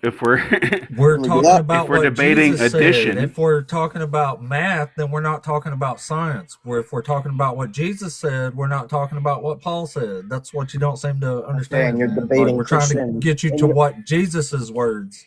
And you're debating Christians, and the Christian but belief Christians follow Jesus. Paul. You're currently lying about what Jesus said. What right? about? So we're going to address that before we jump over to Paul. All right, let's address it. Yeah, so Jesus said, not one jot or tittle of the law would pass away until heaven and earth pass away. The law wasn't going anywhere. Mm-hmm. He said, and anyone who teaches anyone to ignore the least of these laws will be called least in the kingdom of heaven. Your righteousness must exceed the scribes and Pharisees, or you will not get into the kingdom of heaven. Ever. Okay, all right. First, see how I let you finish talking, right? I don't care. Take some notes on that one real quick. I don't care. You're a child. Yeah, because you're rude. Care. Yeah, and I'm more respectful than you are. I don't care. That's rather embarrassing. You are a slavery apologist and a liar. I don't respect you. I don't know how many more ways I could say it. And you're an immature grown man. Cool. You came for slavery. Okay, so we both. And I'm an undereducated hick. We say it all the time. You're not telling us nothing we don't know, man. Okay, we're both imperfect, so can we stay on the topic and not insult each other? Yeah. Sure. So when I said we'll try to you, our best. all the things that Jesus said about the law, yes, you could have just started with your rebuttal, right, instead of giving a meta commentary and crying.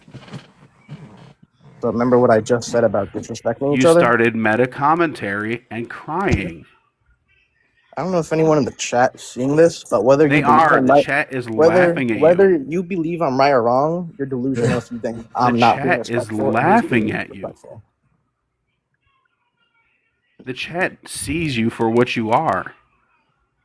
You don't want to appeal to them. It's going to go poorly. Okay, so can I explain my point? Yeah, you can go ahead and say where Jesus said the law was going away. Yeah, please do that. Yeah. Yeah, please explain your point, and we won't say nothing, I promise. As long as you're on topic and getting to the point, we will not interrupt you. All right, I'm going to set a stopwatch, and we're going to see how long I talk before someone else starts talking, all right? Get to the point, though. All right, I'm starting it now. Okay, 1. So you said none of the laws... That's out of the way. All right, we lasted 6 seconds. No, it was 1. I literally said 1.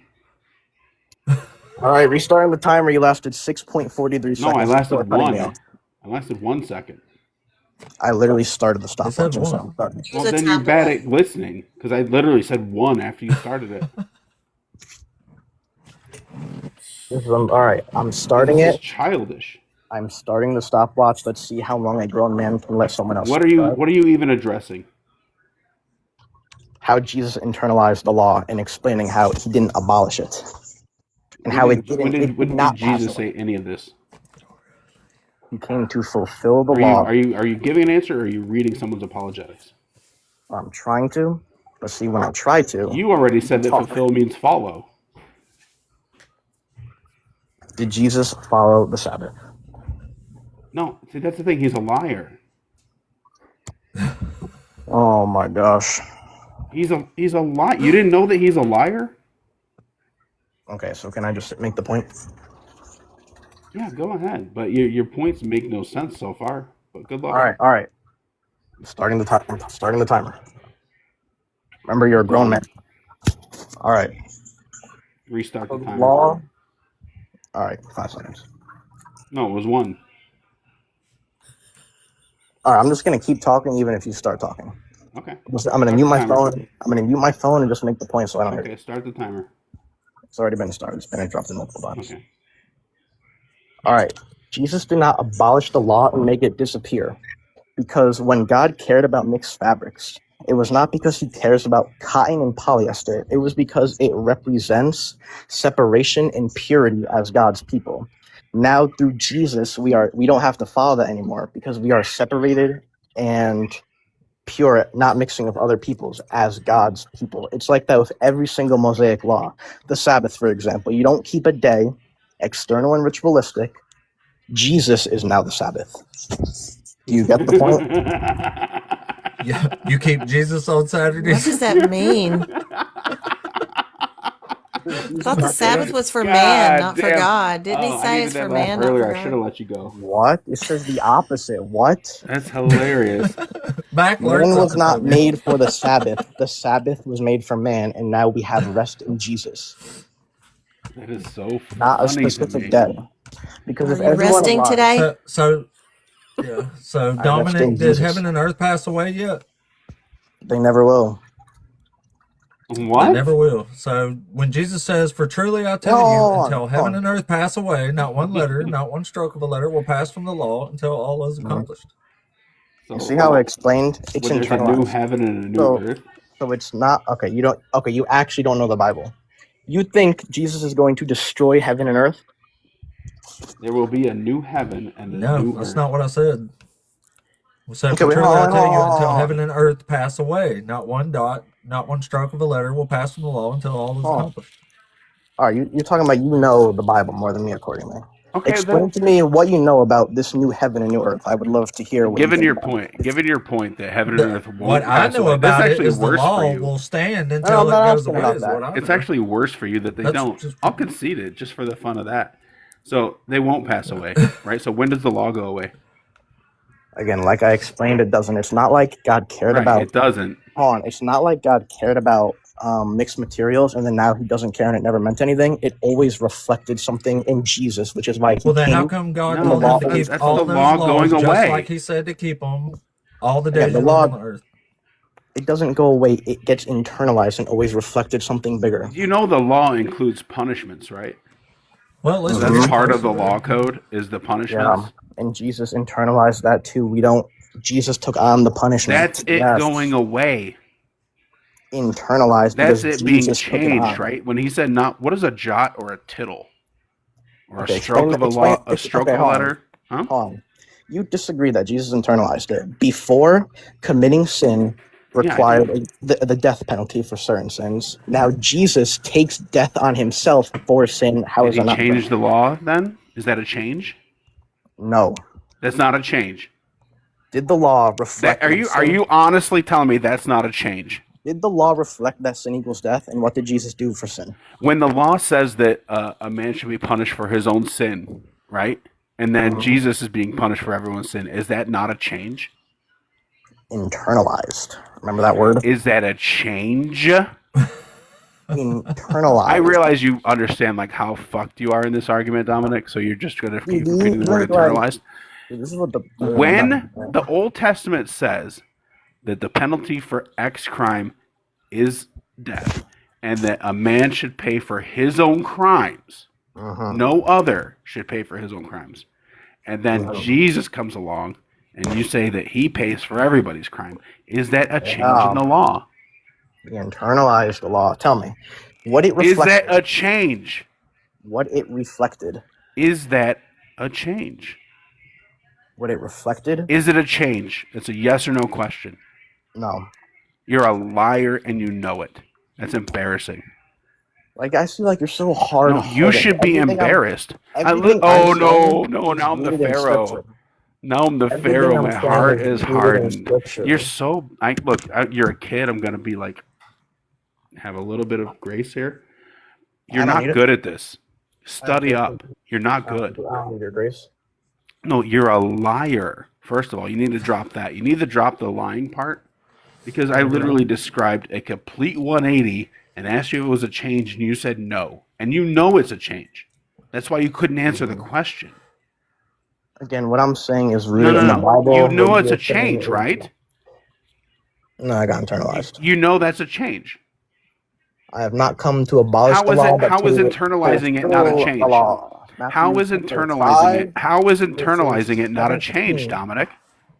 I will put my law in their How hearts is and write them internalizing on it? their minds. How is internalizing it not a change? And Explain to me how internalizing it is not a change. okay, just explain what does fulfill mean? Because you Fulfill like means to follow. you like the first To half of the keep. law. Explain to me how internalizing it is not a change. Because it always Makes reflected. it harder, and pointed Dominique. to Jesus. Okay, it makes it harder to keep the law. That's the answer. It changes it. It makes it harder because you can't even think about it now. Makes Okay, it use your harder. logic, use your brain, not that book you're reading, that apologetic book you're reading. I can tell You what want me you're to doing. turn my camera on? All right, hold on.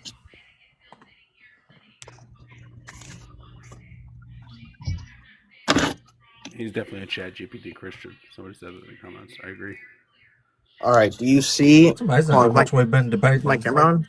AIs lately. Can you see my camera? No. Wait on. Can you see it now? Yeah. All right, where's the apologetic book on here? I have my Bible, I have another Bible, and I have my notes on the Bible because I know what I'm talking about. You don't though. If you did, I'm a it chat. would make I'm a sense. chat GPT Christian, right? Apparently. I'm a chat GPT Christian. Yeah, I don't know. Whatever notes you have, they're not helping you. What is this? I don't know what I'm talking about. That's actually really fucking sad if I'm gonna be honest. But anyway, no. I'm an immature you're Christian. You're giving who uses boilerplate apologetics. I'm using an apologetic Whatever you're doing, book. all that effort was wasted because you're giving boilerplate apologetics. So wrong. Everything I said was rooted in scripture. Oh. No, it's not at all. It's boilerplate apologetics. How sad. You're disagreeing with Jesus. I know. Listen. Everybody Everybody hears you crashing. Everybody hears you crashing out, little boy. It's okay. You're debating with Christians and they can't bring up Paul. Oh, how sad. No, we're debating about what Jesus said, and you're trying to say what Paul said. That's the difference. Oh, how unfortunate. Yeah, it is sad. It's sad that you're like turtle shelling like this. I know it is sad. I know it is. It All said right, that the longest AP's pretty on done, the right? stopwatch was 6 seconds. As a grown man. No, it As a was grown 1 man. second, dum dum. You can't even listen. Okay, congratulations. I literally, you said go, and I said 1. That's 1 second. Like I look. For a grown man, Trying to be nice. Lasted 1 second. Yeah, because I'm not playing by your dumb baby rules. You don't. This is not your live. You're not a moderator. I'm so offended. Oh no. I don't know what that means. But Like, Well, just say you're done. let's Just say you get to don't have something back anything to else. some sort of topic here, unless we're just going to move just on. say- I'm trying to do. Dominic, Just you say got you anything? wish I'm there trying to do, but you go to Just say personal that. insult. Just keep saying that slavery is fine. You go to So he personal fulfilled the insult. law, and then he made it harder by saying you couldn't even He think made about it. He made it harder. He made it easier. That's the whole point. It was external and ritualistic. Oh, that sounds like a Before you- change. Before you ate, you had to do a bunch of He made ritualistic it about a hand thought washes. crime, Dominic. Okay, He and turned what it is into thought crimes. what So is you harder? can be But he's tempted to also do saying that it something, changed. and you've yes. No, what? Being tempted is not sin. Acting on it is sin. That's what he said, though. He said if you even think about it, Wait, you've already done it. What? If you hate somebody, Lust He in says your if heart. you even Lust in your look at heart a is woman, acting you on have it. committed adultery. But you haven't done it. Actually, have not done it. So that This is is embarrassing. ludicrous You need more to notes. think that that is wrong. Like everybody has temptations, but they don't act on it. Dominique, lust in your heart. you do is not a act on every feeling. temptation that you have, do you? What is the question? Dominic, you do not act on every temptation that you have, do you? I sin. You do Is that your not question? act on every temptation that you have. No. Okay, that's what he was talking about. He said, if you think about it, you've done it, and that is ludicrous. Okay, so let me explain this to you. Lust is not the thought of lust.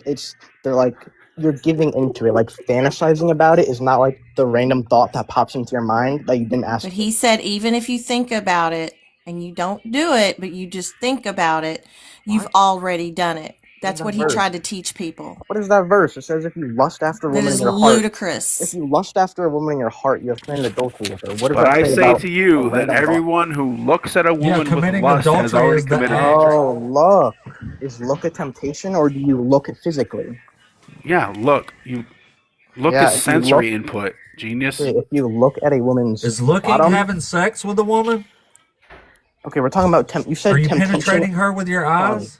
You said temptation is sin. Looking at someone sexually is not temptation. That's you being a pervert, and that is sin. What are Really? you talking about? It's not adultery is the point. These weird virgins, man. I swear. Go get it wet. Okay, tell me, is looking at a woman lustfully a temptation, or is it something you're doing? Do you just have It's to? according You to just have him, to you look at are a woman? guilty of adultery if you even look at a woman with lust. Yeah, I Looking agree. makes you guilty of adultery. Adultery is Yes, the act of fucking a married woman. and this woman in the live said that it's the thought. Having a lustful thought is not the same as physically looking at somebody. That's what he said. No, he He said if you said, look at if a you woman even lustfully, the think guy Neither just is read about it. the it, act of adultery. Dude, the guy That's just the read the point. verse. If you look at a woman lustfully, you don't so have don't to look go at a home at woman. night and lay down in your bed and start thinking of a woman and what you might want to do to her, and then try to say that you haven't already done it because you thought about doing it while you were laying in your bed all by yourself. Okay, you've already done it. Come on, dude. Come on. Yeah, Okay, and the is penalty is you get fantasizing? rock Hold on, That bottom hold here on, is hold until on, you're hold on. unalive. ludicrous. Is fantasizing in your bed the same as a random thought that pops into your mind? No, one is you're willfully thinking Fantasizing about it. is thoughts. Yes, but a random say you're just cooking food and a random weird lustful thought pops in your mind. That's not the same thing as laying in bed fantasizing about having sex with a girl. According to Jesus, if that happens, you have committed adultery in your Same heart, and thing. you are Oh to my be gosh, bro, what is this TikTok you are to theology? be the catcher of the rocks. Where did you learn about this? Catcher Can of I the ask? rocks. Can I actually ask a genuine question? Where did you You learn better about the learn to Bible? catch or you're going to die from them. Can I ask a genuine question though? Where did you learn the Bible? Who, me? Any of you? I'm actually curious though. We just read it. I read it every day on here. So no I one read it for nearly 30 years as a Christian. So just your opinion on it. Wait, are you appealing Well, to I'm church reading what it daddy? says. Well, I'm just saying you're telling me I'm wrong, but I mean, just I being can only smart. assume that if Jesus says the law will stand until heaven and earth pass away, I can only assume that heaven and earth has to pass away, or the law's still here. Yeah, but the thing is, I know you disagree with me, but I've only been a Christian for over a year, and everything I'm saying is more scriptural than what you are saying. You're I just don't know absolutely where not. you No, it's learned. not. Absolutely I'm not. literally You just started reading the off being passage wrong. to you. How You started off are being you wrong. saying something more biblical than me when I'm just reading the passage? Okay, you're taking passage again out of context. You use Leviticus to justify slavery in the 1800s. Because Okay, that's what okay. they did. What's out of context? That's what What's they out of did. context? You talking about a random impulsive thought popping into your mind, calling that sin? That's not sin. Laying in bed According to fantasizing is. Jesus, it is. Oh my goodness. If you have lust in your heart, and you can't say that that is the same as doing it, because your moral compass will will stop you from committing the act because you're like, no, that is wrong. I thought about that, but it's wrong. And you stop. A simpler thing would be like when you're at the store and you think about stealing something, you might kind of think about it because you really don't have a lot of money, but you want to you want that because it's tempting you, but you don't take it because of your moral compass. Mhm. So he breaks the moral compass barrier. You get that part now? Like he just breaks that and says, no, your moral compass is you can't even think about it. Like you can't even, like your thought like he said, it's a thought crime. So it made it harder. It changed it. That's what McLuster's trying to tell you. Do you know what the 613 Mosaic laws are? Yeah, all 613 of them. Do you want to go through it? No, not literally, but do you know like the idea? There were laws given. Yeah, God tells you the idea. From Okay, God tell me. to Hold Moses. on. Just assume I'm right. What is easier or harder? Like stuff in your brain or following 613 literal laws, like things you have to do physically? What? You're saying Jesus made it harder. The whole point was to make it easier. No, because Jesus said, keep the entire law and this, making it harder. This was not a substitution for the law. And it was addition, yes. And yes. Where does keep the old law and my new law come from? Do you think that Jesus was saying that murder is not a crime anymore? What? Obviously, murder is still a crime. It was a pretty simple question. Okay, what do you think is harder? 613 laws or not thinking about murdering somebody? It's not an either or. It's an and. It literally is. It's an and. No, it's an and. The woman in here said Jesus made the law harder. Yeah, because you have to keep the old law and still this new stuff. Okay, so that's why I told you. If I'm not mistaken, it was called fencing. It was called fencing around the laws because they were trying so hard not to break the law that they would put a fence around it. I think it's called fencing, but I'm not sure. Yeah, again, it was so hard to keep the laws. The laws were so hard to keep in the Old Testament. Jesus makes them internal. Which makes it harder. God said these laws are easy for you. They're not too hard or too far away from you. No, some of them become internal, some are fulfilled. Like murder was murder, now murder is hate. But one mixed adding. What's easier, not to murder somebody or not to hate somebody? Okay, the point. Hold on, let me finish. He said he makes them. Yeah, most behaviors that are hateful don't turn into murder. So he's talking about murder in your heart, spiritually. Yeah, which is much harder to avoid than physical murder. Okay, I'm going to share something personal with you, Dominique. I want you to listen for a second, okay? My husband sexually abused my daughter, and I literally wanted to kill him. Literally. I thought about doing it. I thought about getting the knife and killing him, literally doing that. I'm sorry. What do you think stopped me? The law in your heart? My moral compass. Yeah. The fear of going to jail. And then my kids not having a mom to take care of them. Okay. So you can't tell people not to have a moral compass.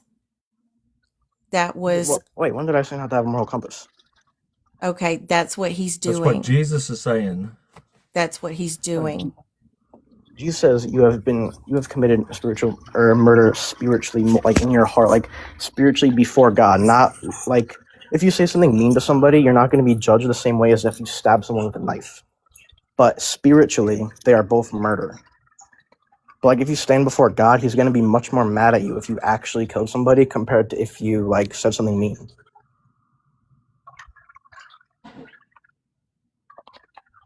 What if you say something mean about God? It's blasphemy, but he'll forgive you. Really? Jesus says you cannot be forgiven for blaspheming the Holy Spirit. Yeah, that means rejecting the Holy Spirit. You will not be forgiven in this age or the next. Yeah, I know the verse. The only unforgivable sin is blasphemy of the Holy Spirit. But do you know what that means? That's blasphemy. No, that means rejecting God. So you reject. So if you reject God, you're rejecting his forgiveness, so you can't be forgiven. If you say something mean about God, you curse him out, which is all in the Bible. People do that all in the Bible. If you read Job and all sorts of different books, people curse God and they get mad at him. They wrestle with him, but they're forgiven. Rejecting God fully, like just saying he's not real and you hate him, that is blasphemy of the Holy Spirit. How are they forgiven without Jesus? The people in the Old Testament? Yeah. They went to the place of the dead, and then after Jesus died, it said he went down into Hades. He had the key to Hades. It was called Abraham's bosom, and they unlocked the keys to heaven, and then everyone went up into heaven. And then in Romans, it says God held... The underworld is Abraham's bosom? Yeah, it's a weird name, I know. That's just what it's called. It's called I'm not responding to the name. I'm familiar with the name, Abraham's bosom. But what makes you think that's the underworld? No, the place of the dead. The place of the dead before Jesus. Hades is the underworld. Yeah, Jesus went into Hades. He got the key to Hades. He unlocked for people to go into heaven. Because right now, Hades is not the final hell. Gehenna is the final hell. Hades is the temporary hell in Greek. And I forgot what the other one is in Hebrew. But they were in Abraham's bosom. Sheol just means the grave. Oh, yeah, Sheol. Oh, is Sheol Greek and Hades Hebrew, or is it vice versa? No, Sheol is Hebrew. It means the grave. Okay, yeah. And then the yeah, place and of I'm the asking dead. how they were forgiven. God forgave people in the Old Testament before Jesus ever came along. Yeah, that's what I'm trying to get to. So Romans, it says God held the forbearance of his anger, meaning he held off his anger to put on Jesus. You just answered your own question. God held off his anger to put on Jesus. And then they were... because God they forgave people because he wanted to forgive them. Yeah, because they had faith in God. They didn't know how they were going to get to heaven, but they trusted him. So when Jesus came, that trust is now fulfilled, the promise to Abraham that we inherit as his spiritual children. How come Jesus says in John, no one has ascended into heaven but the one who descended from heaven? Because at that time, he had not yet died and opened up the keys to heaven. In the Old Testament, people went to Abraham's bosom. Before him? Yeah, the Old Testament, people died. They went to Abraham's bosom, not heaven. After Jesus died, he got the keys to death in Hades, and then he let them into heaven. Where did Elijah go? That is a good one, actually. Elijah, I'm pretty sure he said he did act. He's the one person who didn't die and did get raised up in heaven. What about Enoch? Yeah, is Enoch in the Bible, or is that like the book of Enoch? No, there is a book. Is that canonical, or... Yeah, it's in the Bible, yeah. I know Enoch's in the Bible, but I'm talking about like the book of Enoch. No, not 6. 6 is the book. It's just weird. Jesus says no one has ever ascended into heaven but him. Enoch. When clearly other people went to heaven, and clearly people were being forgiven way before Jesus ever came along. So it's almost like God could just forgive you if he wanted to. Yeah, but remember, God is just, so that's why sin has to be punished and paid for. If God wasn't just and just let everyone into heaven, he'd be corrupt. I don't know. I read that as like... If God was just, he would punish people for doing evil stuff and not just forgive them. Yeah, exactly. But he's also fully loving, so he took on the punishment of sin, so you can accept him and go to heaven. Okay, hold on. God is just. Justice. God is just, so sin must be punished. But God is also loving, so he takes on the punishment of sin, knowing we can't... So he's not just, he's forgiven. No, he is fully just and fully loving, and they meet at the cross. You can't be fully just and not punish injustice. Yeah, he does punish injustice. Jesus took on the punishment. No, he doesn't. He forgives it, and everybody goes to heaven. Like Schmittler could go to heaven as long as he asked for forgiveness. Jeffrey Dahmer. Yeah, but Hitler wasn't Christian. Jeffrey Dahmer found Jesus in prison. Yes, he was. Hitler was Christian? Yeah. Yeah. No, he was not. Every Nazi belt buckle had the words inscribed, God is with us on them. Hitler? Yes, Hitler was Christian. Yeah. Yeah, and Mein Kampf, Hitler called the Jews God killers. He was talking about them killing Jesus. What comes first, Mein Kampf or Table Talk? Huh? Mein Kampf or Table Talk? What's the second thing? Table Talk, like where Hitler speaks. I have the quotes up right here because I know people like to mention this. Hitler says, I'll read a bunch of his quotes. This is after he rose to power. I shall never come to terms with the Christian lie. One is either a Christian or a German. The Christian doctrine is an insult to the human reason. We are convinced that The people need and require this faith. We tolerate the Christian churches because they are useful, but the time will come when Christianity will overcome. The heaviest blow to ever struck humanity was coming of Christianity. Christianity is a rebellion against natural law. Christianity is the religion of pity. Pity is the practice of preserving what is ripe for destruction. Hitler said all that. He only was Christian in his uprising because German was like a Christian nation. If he was openly atheist, he wouldn't have got as much political support. But after he got power, he bashed Christianity. Hitler, 1941. I am now, as before, a Catholic and will always remain so. He said that to General Gerhard Engel in 1941. Is that Mein Kampf or Table Talk? This is him talking to General Gerhard Engel. Okay, does that come before or after? Way after Mein Kampf. Way after. It was 1941, 4 years before he killed himself. Yeah, Table Talk is after Mein Kampf. And this is well after. After what? Well after Mein Kampf. When was Table Talk? Oh, what did you just quote again to say it? Yeah, so it was published in 1945, and this quote was in 1941. Okay, hold on, let me look up the date. And the point isn't even that Hitler was a Christian or not. The point was he can ask for forgiveness and become one at any point. That's was the whole justice was the whole point here. No, I know this is a topic people bring up all the time, so I have the quotes up. Well, I'm just saying. Yeah, no, like the I'm just using that to say it doesn't have squat to do with justice. Like Christianity made it completely about what you believe. That's it. It has nothing to do with justice. There is no accountability as long as you believe in Christianity. Because if you're Jesus in Revelation says he was. Jesus in Revelation says he will spit the lukewarm out of. You've been saying this whole time it's not based on work. It's based on how much faith you have. Okay, but obviously real faith has works, right? If you say you become a Christian and nothing in your life changes, are you a Christian? Probably not. So? Right now, if you became a Christian, like you genuinely put your faith in Jesus and nothing changed, you probably did not become a Christian.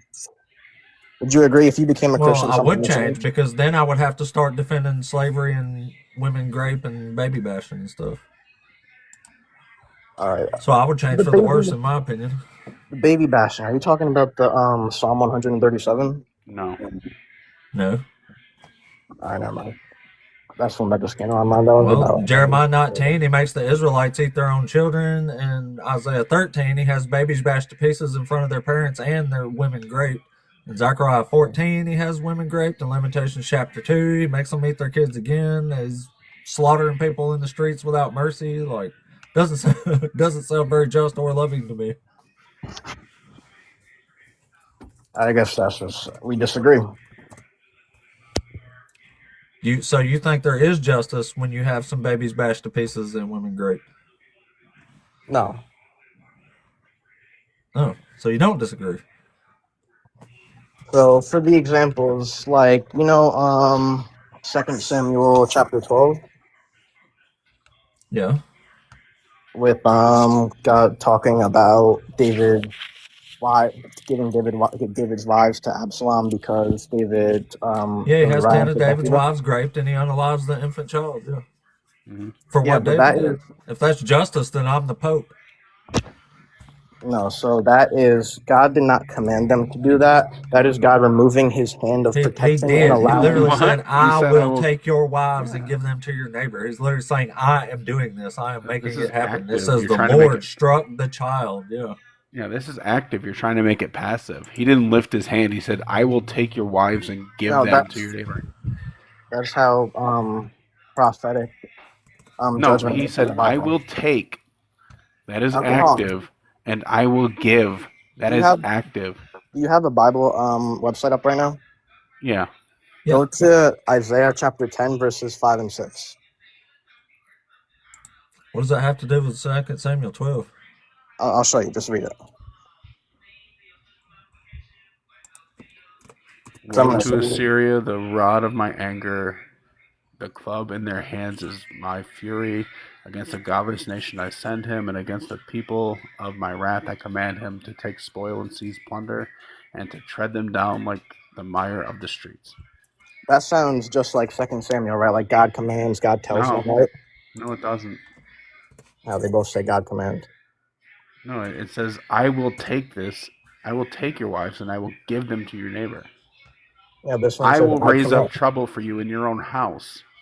Yeah, this one says, I send him down, I command him.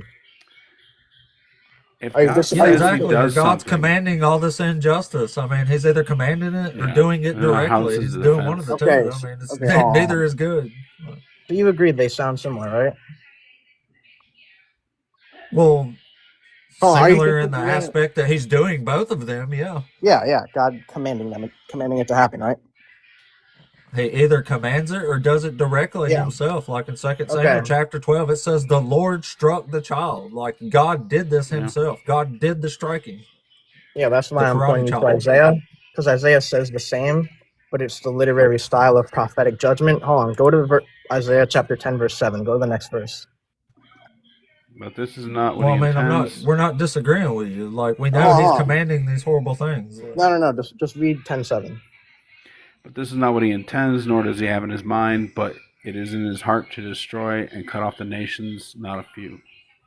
So it says in the same way God commanded them, but the next verse says it was not in God's heart. It was in these people's heart to always do these evil things, but God removed his hand of protection and allowed them to face the punishment of their sin.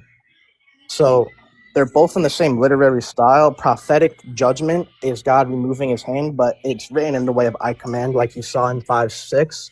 But 7 shows it's not what God wanted, and that these people always wanted to do this evil, and God removes his hand, and then it happens. No, he commands the baby bashing and grape in Isaiah 13. He commands it. It's about the day of the Lord and his anger. Like, he's literally using the Medes to execute his anger. Yeah, that's what I'm trying to explain, though, is in ancient Near Eastern war literature or prophetic judgment, these are the way things are written. If you go to Isaiah 10:12, you realize you're just taking the power away from your God, right? 5 verses later. You realize you're taking your God's power away. In a good direction here. Hold on. 5 verses you're taking your God's power away, because you're saying when God says something, he'll do something. He's not actually doing it.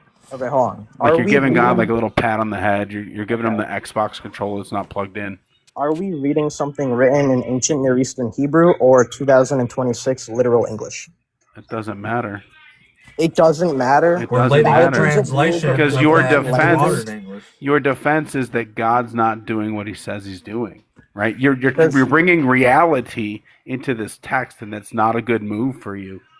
I'm looking. This is how people wrote in ancient Hebrew. Yes. We agree. We agree that people made this shit up about your God. We agree that these are the writings of men, not the actions of a God. So if that's the path you want to go down, sure. You said reading ancient Near Eastern war literature doesn't matter if you read it in literal 2026 English. Because either God does the things he says he's going to do, or he doesn't, right? What you're saying, the reality is that this stuff was written after the fact, and these stories are shaped around it. What I'm saying is, this is how they wrote back then. It's not English. I'm aware it's not English. It's translated into English by experts. Yeah. Who understand what they're saying. Yes, they don't paraphrase the Bible. They wrote what it said, but back then what it meant. Some translations are word for word. Some are more concept driven. Yeah, exactly. The translations you're reading are probably not paraphrased. Right. Either way, you're not helping your argument here. Like, we can take it any way we want here right now. The point is that God is commanding these things to happen in the Bible that says God can command reality as he pleases. So, I mean, he's commanding these awful things to happen to himself. And he's supposed to be just in love and stuff. Yeah, when God struck the child ill and he died, what was that? What was it? When God struck the baby ill and the baby suffered for a week and then died, what was that? That's David's kid, right? That's what? Yeah, David. Yeah, that was, again, God removing his hand of protection and allowing David to... No, he struck. God struck. I just explained it with the Isaiah verse. Yeah, your defense is to take God's power away. Okay, and later in that book, does David say he will see his baby again in heaven? No, he doesn't. What? Yes, he does. Do you want to bet money he doesn't say that? David says, "My son will not come to me, but I will go to him." Right. So where does in heaven? Yeah. Where's in heaven? What do you mean? Where is in heaven in that verse? Okay, if he dies and he's not coming back to David, but David will go to him, we can use critical thinking. Into What do the you think grave. that means? He's going to the grave. He's going to the grave to be with his son.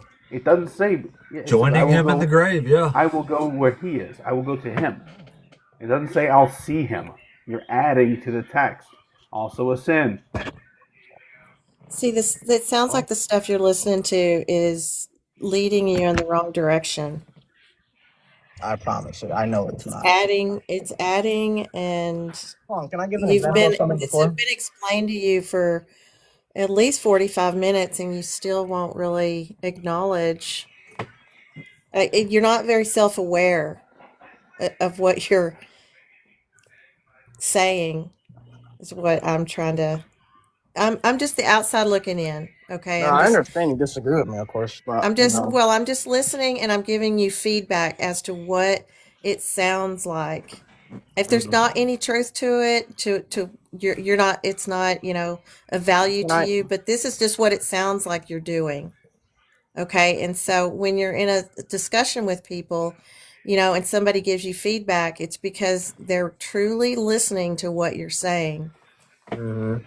Okay. So a lot of times, when you're taking all this stuff in, you're kind of believing it, and you're choosing to stay blinded to what's really going on. And that's what makes me say, I used to do that too. I used to just believe I was a spoon-fed Christian, and I believed a lot of things without really critically thinking about it. And it just made me dumber. It really did. So go ahead. Sorry, I was just gonna say, Dominic, you're essentially making the argument like we was talking about Schmittler a minute ago. You're essentially saying Schmittler is all loving and all just, and all the bad stuff that happened under him, it kind of just pulled his hand of protection, and the Germans did all that with their free will, even though you know what I'm saying. You're making the same argument for God that I just did for Schmittler. Yeah, I see your point, but can I give one more example of how? Because the guy said reading ancient Near Eastern Hebrew as ancient Near Eastern Hebrew doesn't matter. We should just read it as literal English. But can I give an example of? That's what I said. Yeah, you said it doesn't matter. You got a real problem mischaracterizing. That's not what he said. You actually screamed it doesn't matter. I did say it doesn't matter. Yeah, but I didn't say I'm saying it doesn't matter in this scenario because it means that your argument is that God's not doing what he says he'll do. Okay, can I give an example? No, because they're taking actual events and attributing it to God. That's what's actually happening, right? That's the external critique. Can I just give you... You're taking these stories and doing what you said, right? Which is whatever you said about prophet, I forget the exact term you used about the prophetic language. But it's just stripping God of his power and authority. Yeah, but what I was trying to show to you is I showed you the Isaiah verse to show that it was God removing his power. There's two more verses I wanted to show, but we're past that. But I want to show you how... That was only there. There's other verses where God is happily taking command for all this stuff and credit. Yeah, and you agreed that one... You agreed the Isaiah verse. That's why I'm saying you're essentially having to say that Hitler ordered all this stuff, but the Germans used their free will to execute it, and it's their fault and not Schmittler's. That's essentially the exact same thing you're saying about the God here. Mm-hmm. All right, hold on. Can I give this good? It's bad. All right, hold on. Can I give this example now? So in the Bible where God says to have people all of them wiped out, right? Yeah. And then those same people are mentioned a few chapters later or a few books later, right? This is only a problem if you think the Bible is perfect. No, because I'm explaining. So ancient Near Eastern war literature, again, emphasized destruction of all, but in ancient Near Eastern Hebrew war literature, it just means remove the threat. Wait, so it's not a contradiction. If you don't believe me, There's extra biblical sources like the Mesha Stele, the Moabite stone in 9th century BC, where it says Israel has perished forever, so they obviously didn't. The Assyrian inscriptions, Sennacherib says destroyed, annihilated, left no one alive, obviously not true. Egyptian That's military because texts people said escaped in their city was reality. God destroyed. still ordered them to be utterly destroyed. But this is all ancient Near Eastern You're Hebrew confusing war reality literature. with the text. That's like with the Amalekites. That's why they survived on. They let the king survive, but you can just assume that some of them escaped when they were invaded and survived and tried to come back later and fight them. I mean, that doesn't mean God didn't order their utter destruction. I mean, the safer assumption is this shit didn't happen at all, and this is just their fantasy. Okay, so what do you think about me showing? I'm just saying the all-loving, Right. all-merciful God of justice and love shouldn't be ordering babies bashed to pieces and women raped under any circumstances, or owning people as property or anything of the sort. Like, none of this is love or justice. None of it. Yeah, but I just named 5 extra biblical sources in ancient Near Eastern Hebrew where the same thing happens. They say everyone is killed, but not everyone's actually killed. 2,000 years ago, matter. that's how people wrote them. Matter. That's not a good argument We're to talking anything. about the character of the God that would command this thing. You seem to insist on using reality to strip your God of his characteristics. I don't understand what this is. Okay, so let's assume people just regularly wrote it. Why would they say everyone was killed and then 2 chapters later mention the people that were all killed? Because everybody there was unalived. Other people escaped and got away. Yes. So they wrote, we killed everyone, and then 2 chapters later, they say these people are still here. Yeah, everyone they were able to. Oh my goodness. Here, we actually have a... Listen, They wrote somebody's that going to answer birds. this for you. Listen, we have a literal Assyriologist here who can answer this just perfect for you. Yeah, what are you referring to? The work of Lawson Younger, or how Paul Copan repeats Lawson Younger's work? Which one? You're talking about the extra biblical sources? Yeah, where are you getting? You're going to talk about Sennacherib or Hattusili? What are you talking about? Where are you getting your sources? I mentioned the Mesha Stele, the Sennacherib. Right, where did you hear about that? Where did I hear about it? Yes. Online. And they have the like physical, like the Moabite stone. Like, and who is says, this You were just reading the Mesha inscription yourself, and you said, "Hey, there's harem used here." I'm thumbing through it. No, obviously I've seen how people like ancient Near Eastern war Yeah, literature. can you name? That's what I'm asking you. Which scholar are you referring to? I don't remember. So you get this elaborate argument, you don't know where it's coming from. I mean, does the Mesha Stele say Israel has utterly Okay, so I'm going to perished? tell you where it's from. Listen, I'm going to tell you where it's from. Mario Liverani developed the idea. Lawson Younger in 1990 wrote his dissertation on the topic, dealing with Joshua 9 through 12. And then Paul Copan and Frank Turek have taken it and wielded it in goofy ways that are misusing what Younger and Liverani did. Okay? So what's your point? They took the Mesha Stele and then inscribed Israel has perished forever on it? Okay, yeah, let me give you an example, right? So Sennacherib talks about his destruction of Hiramu. Do you know what text I'm talking about? Yeah. You do. So what happens? I have the quote on it. It says destroyed. Okay, so you don't. It's okay. So look, he says that he unalives everybody down to the last person, right? And Lawson Younger and Mario Liverani have pointed out that this is a type of ancient Near Eastern war rhetoric, right? This is what people did when they wrote. They said, we unalived everybody. But then a couple sentences later, Sennacherib says, and I reorganized the district, which makes it seem like, okay, well, wait a minute. Did he unalive everybody, or no? Everybody understood this is ancient Near Eastern war rhetoric. Yeah. Therefore what? And this is the important bit, because like apologists, they bring this up as if it's like some sort of smackdown mic drop moment, but they never do the therefore what. So I want you to do the therefore what. Therefore what?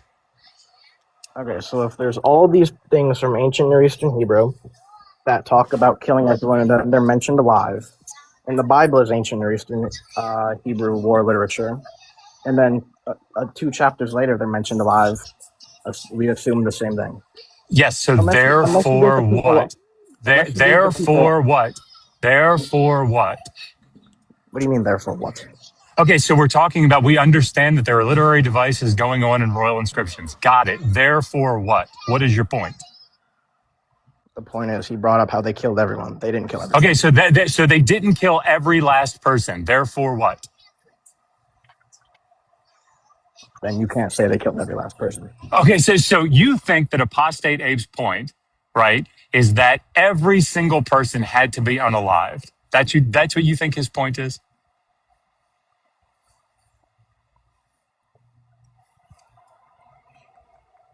You're asking me or him? No, that's not his point.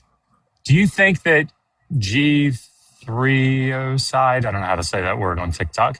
Do you think that requires that every last person be unalived? Well, they're the ones that made the point that everyone was killed. Okay. Do you want to answer my question or no? You're saying therefore what? The people on this live said God killed everyone. I explained that they didn't. Okay. Sorry. So let's be clear about what's happening here. Who Two said God things. killed everyone, and not God commanded? You said God had them all killed. No, God commanded it. Can we play it back? Which passage is under contention here? There's multiple. I don't know which one's specifically. I think we're on what, 1 Samuel 15? Okay, so 1 Samuel 15, you cannot claim hyperbole there. It doesn't fall under ancient Near Eastern war rhetoric. You can't claim it there. Okay. It's not even what Lawson Younger was talking about. He was talking about Joshua 9 to 12. Mm-hmm. The narrative becomes completely incoherent. The 1 Samuel 15 narrative becomes completely incoherent if it doesn't mean unalive everybody. I don't really get the point. Do you not know what incoherent means, or which part do I need to explain? They argued everyone was killed. I disagreed. And now we agree that. Okay, right. Okay, so you want to go to the end of 1 Samuel and say, look, David's fighting the Amalekites. Therefore, it couldn't have meant in 1 Samuel 15 that he commanded them to unalive everybody. Is that your argument? You could say for that one, but there's other ones too where people are said to be all wiped out and then they mention books later. That's just the example. Yeah. So I'm talking about 1 Samuel 15. Is that your argument for 1 Samuel 15? I haven't read 1 Samuel 15 a long time, but sure. Sorry, you're going to say it's your argument, but you don't know if it's your argument? Sure. I'm agreeing with you. Okay. Tell me what the hyperbole is in 1 Samuel 15. What verses? I don't memorize the verse. Sorry. Okay. If you don't, that's fair. If you don't remember, this is the one where Samuel tells Saul, go and unalive the Amalekites, right, for what they did 400 years earlier. Well, back during the time when they came out in the Exodus, and unalive, men, women, children, infants, cattle, sheep, donkeys, right? Yeah. Okay. So are you arguing that's hyperbolic language? Guys, for the love of all that is sacred and holy, please. Should have muted before I said that, sorry. Secret Christian confirmed. You're like Chris Farley. For the love of God.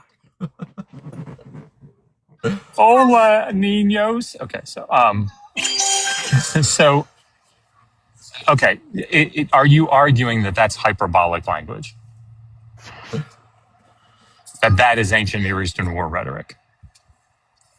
Like in what extent? Like, not like every. We're basically saying your point didn't have a point, man. Just saying they weren't all unalive doesn't do you any good at all. Nobody was arguing against that. Nothing. It's completely irrelevant. Well, I only brought it up because you said God killed everybody. No, we said he ordered it. He commanded it. Let me make 2 points. Let me make 2 points here on this, and then I'll drop because I'm sure you guys are getting frustrated with the 3 kids in the background. Sorry. One, I wrote an article about this in an edited volume. Misusing Scripture is the title of it. What are evangelicals doing in the Bible? But there are two things to keep in mind here. Number one, if we're looking at texts like Joshua or Deuteronomy, guys, please. Sorry. I'm driving them to their brother's pool party, and they're super excited. I probably shouldn't have said that out loud just now. Sorry. The problem is that John Collins said it very well. He said they unalived a lot of people and they claim to unalive even more, right? So that the problem with this from an ethical standpoint is that holy war, you're still going to have to justify the mass unaliving of people, right? You're going to have to justify that. So, and what I mean by that is no evangelical would come to the defense of Sennacherib, right? Or of Mesha, or of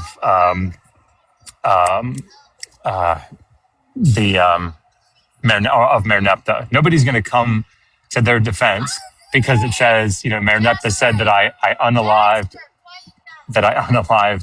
Israel and left his seed no more, and say, well, look, he didn't unalive absolutely everybody, so therefore what Merneptah did was okay.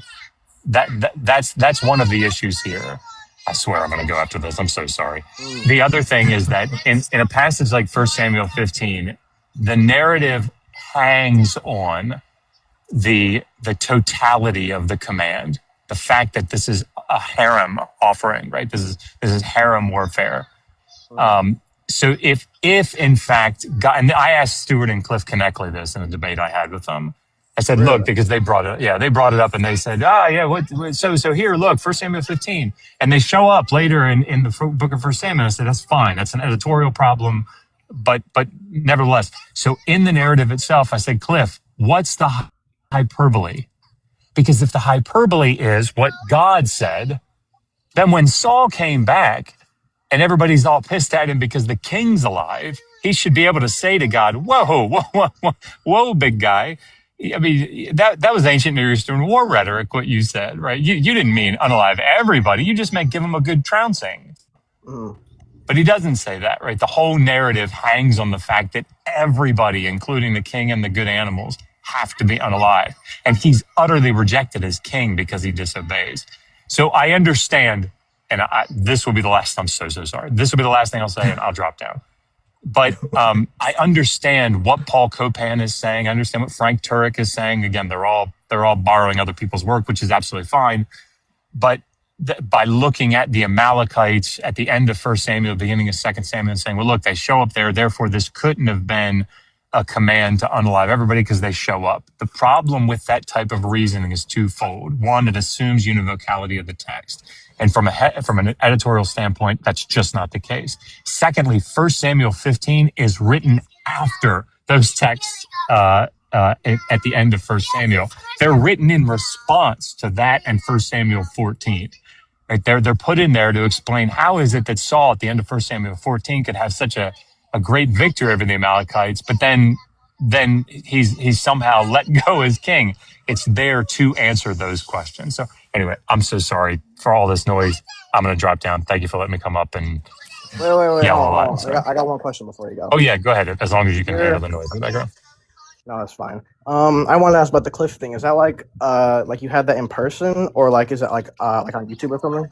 Yeah, if you I guess you YouTube, I don't know. I type into YouTube Modern Day Debate. Modern Day Debate is the name of the channel, and then Cliff Connectley, Joshua Bowen. It should come up. I've done 3 debates with them.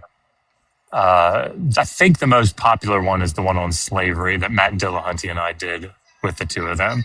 And I've been on Twitter for the last.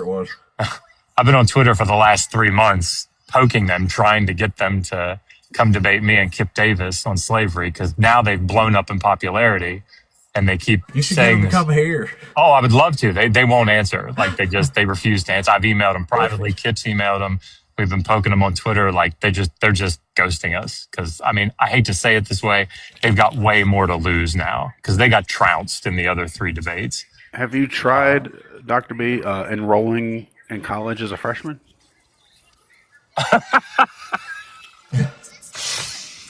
Well played. Well played. That was funny. That was funny. All right, I'm gonna go, guys. But yeah, if you search Joshua Bow and Cliff Connectly, it all should come up. Yeah, I found it. I'm definitely gonna. Okay. All right, cool. Hey, sorry I got so loud, and sorry everybody behind me got so loud too. I appreciate you patiently Favorite listening sound to in me. the world, Joshua. I appreciate this very, very. The kind. kids in the background, I just love it. Yeah, that I love that he went Chris Farley on him. He's like, "For the love of all that is holy, be quiet." Hopefully, it didn't sound like mean. It's just. For the love Well, of God. I made it more Chris Farley like, but it was. I wish you two could just shut your big yapper. All right, I'll go. See you guys. Oh my goodness. Good with Dr. Josh. That was so funny. Yeah, my brain immediately went to Chris Farley when he said that. For the love of all that is holy. Anyway, that was cool. Yeah, so How do you know that Dominic, guy? Dr. Josh? Yeah. He's just a fan of the channel. Met him on the channel several months ago, and well, I've known him for years. I've read his books. I don't know if you ever heard of Dr. Josh before now, but he's written a lot of books. Yeah. So what did you say was like expert Assyrian? What is it? He's a PhD Assyriologist from John Hopkins University, but he's also a biblical Hebrew scholar. He's a scholar of the Old Testament, basically. That's very interesting. Yeah, he's brilliant. I literally That's take why I notes sent for from his his books all books. the time. Mm-hmm. Been learning ancient Hebrew. He wrote the book on it. It's pretty awesome. Yeah, that is very cool. But yeah, the point he was making that it doesn't do any good to say all the people weren't actually unalive. The whole point's that he's ordering the total unalivement either way, which isn't good. Yeah. But do you know of this specific Samuel example, what the people did in this one? Which one? The I think it's 2 Samuel. He said the people who were ordered to be killed. Oh, 1 Samuel 15, the slaughter of the Amalekites. Yeah. Do you know what did the Amalekites do again? It specifically says in that verse that he's. Yeah, exactly. They lost a war against Israel when they came up out of Egypt, but that happened 400 years prior. So God was ordering the destruction of the Amalekites 400 years after the actual crime had taken place. The crime of losing a war. It's really strange, actually. Yeah, I'm just not sure. I don't remember because I know of some of the examples when people who are ordered to be killed, it's because they're like warned repeatedly for hundreds of years. They were like bestiality, like sacrificing kids, and that's why. But I didn't remember. Well, it really don't even matter. No, it's just really fucking crazy, honestly. Like, because when the Amalekites opposed the Israelites when they came up out of Egypt, when they fought the battle, God was making Moses hold his hands up. And every time Moses would get tired and start to drop his arms, he would start slaughtering Israelites. He was making them lose anytime Moses would drop his arms. So he'd have to like raise them back up real quick so they'd start winning again. And then finally they end up just propping his arms up with some rocks or sticks or something. Weekend so he won't drop his arms, and that solves the problem there. Yeah. But like, how fucking weird is that though? Like, God's making him hold his arms up and he starts slaughtering people if he dropped his arms. Like, what the fuck is going on for real? So like, silly. It's beyond crazy. Dominic, have you heard the story where God tries to unalive Moses in a tent? That's such a good one. Hold on, we'll just read that shit. It don't take but a second. Like, it's amazing that I read the Bible when I was younger, or I just happened to graze over these stories and don't remember a single one of them. I feel like I have a 2-line summary of that story, but I don't want to give it away. Well, I mean, it's only a few lines anyway, I think. My computer's slow as fuck. The story is basically, that guy looks pretty angry. You should probably throw him some dick skin. He hollers at his old lady to throw him some dick skin. All right, so God tells Moses to go see that you perform before the Pharaoh all the wonders I put in your power. And this is what it says after that. It says, on the way, at a place where they spent the night, the Lord met him and tried to unalive him. But Sephora, Moses' wife, took a flint knife and cut her son's foreskin, touched his feet with it, and said, truly you are a bridegroom of blood to me. So he let him alone. It was then that she said, a bridegroom of blood because of the circumcision. What do you think of that story, Dominic? I've not heard it before. I gotta look deeper into it. What book? Deeper into it, like what's the? You mean out of all those notes you have, you've never read that? It's not popping into my mind. What book is it from, though? Exodus chapter 4. Exodus, really? No, I don't remember. Yep. I don't like the first 5. The Exodus is probably the one I remember most. I don't remember. So, Dr. Josh, the guy that was just up here, wrote a book called The Atheist Handbook to the Old Testament. And I remember reading that story in that book, and I had to do a double take in my brain. And I'm like, what? God tried to unalive Moses in a tent? And it was fixed by his wife rubbing his son's foreskin's wiener skin on his feet. Like, what the fuck? It's just really, really strange. You serve a great God, buddy. You serve a great God. I know I do. Yeah. All right. So Grady tries to unalive Moses in a tent, but he can't do it for some reason. It's really strange. I had no problem swallowing up 250 people in the ground, though. True. All right. For questioning Moses. I do have been on here for a while, though. I probably am going to leave, though, but I respect the conversation and allowing me to come on here and talk to you. Yeah, thanks for coming up, buddy. Yep. God bless you guys. Thank you. Later. Have a good one, man. Yep, you too. Here, I'll drop you back. It don't matter. Got you, dog. Well, if y'all don't already follow Mac and Jerry Bell, give them a follow there. I'm about to have to end the stream anyway. Actually ran a little bit over. No biggie there. But anyway, guys, always a pleasure talking at the Believers with you. It's always cool we have Dr. Josh up here. That was a couple times he came up today, so that's pretty awesome. We also learned he was Chris Farley in his personal life. How cool is that? If you can't fanboy on that, I don't know what you can. Exactly. Oh, I'm gonna laugh about that all day now. But guys, if you don't already, please follow my YouTube channel, which is also Apostate Ape. I put these replays on there every day. Also, Mac and Jerry, if y'all want the replays for whatever reason, y'all can. They're on YouTube. You can use them. So do that. And also, don't forget, Dr. Josh there sells a whole lot of books, which you can buy. And that's how he supports his family. So that would be awesome. Huntsville, Alabama, this October, Rocket City Reason Fest is going down. 23rd, 24th, and 25th. And you can get your tickets for that at rocketcityreason.com. The Godless Engineer's putting that on. Thank you so much, Eric. Damn it, Eric. You my dog, boy. It made me forget what I was saying. Shit. Rocket City Reason thing. Thinker's going to be there. Yeah. Thinker's going to be there. Seth Andrews is a keynote speaker. Forrest Valkai, Gutsick Gibbon, the Godless Engineer, Black Atheist Rants. It's going to be fucking awesome. But be there, be square. But anyway, I got to go to work now, guys. I actually got a really long day, so that's why I'm getting like, I don't know. I might end up having to take a day off one of these days. I'm just gonna sleep in one day or something because it's getting hard, man, to do this for 3 or 4 hours in the morning, then go work all day. Oh, it's been wild. But you're mentally drained. Is that awesome what you're saying? Not really. Like well, I don't know. It's kind of like the spirit is willing, but the flesh is weak and spongy. I guess I don't know how else to put that. But maybe when I hit like 100 days, I might actually have to take a day off or something, just fucking sleep or some shit. I don't know. Okay, what day is this? 86. 86. Okay.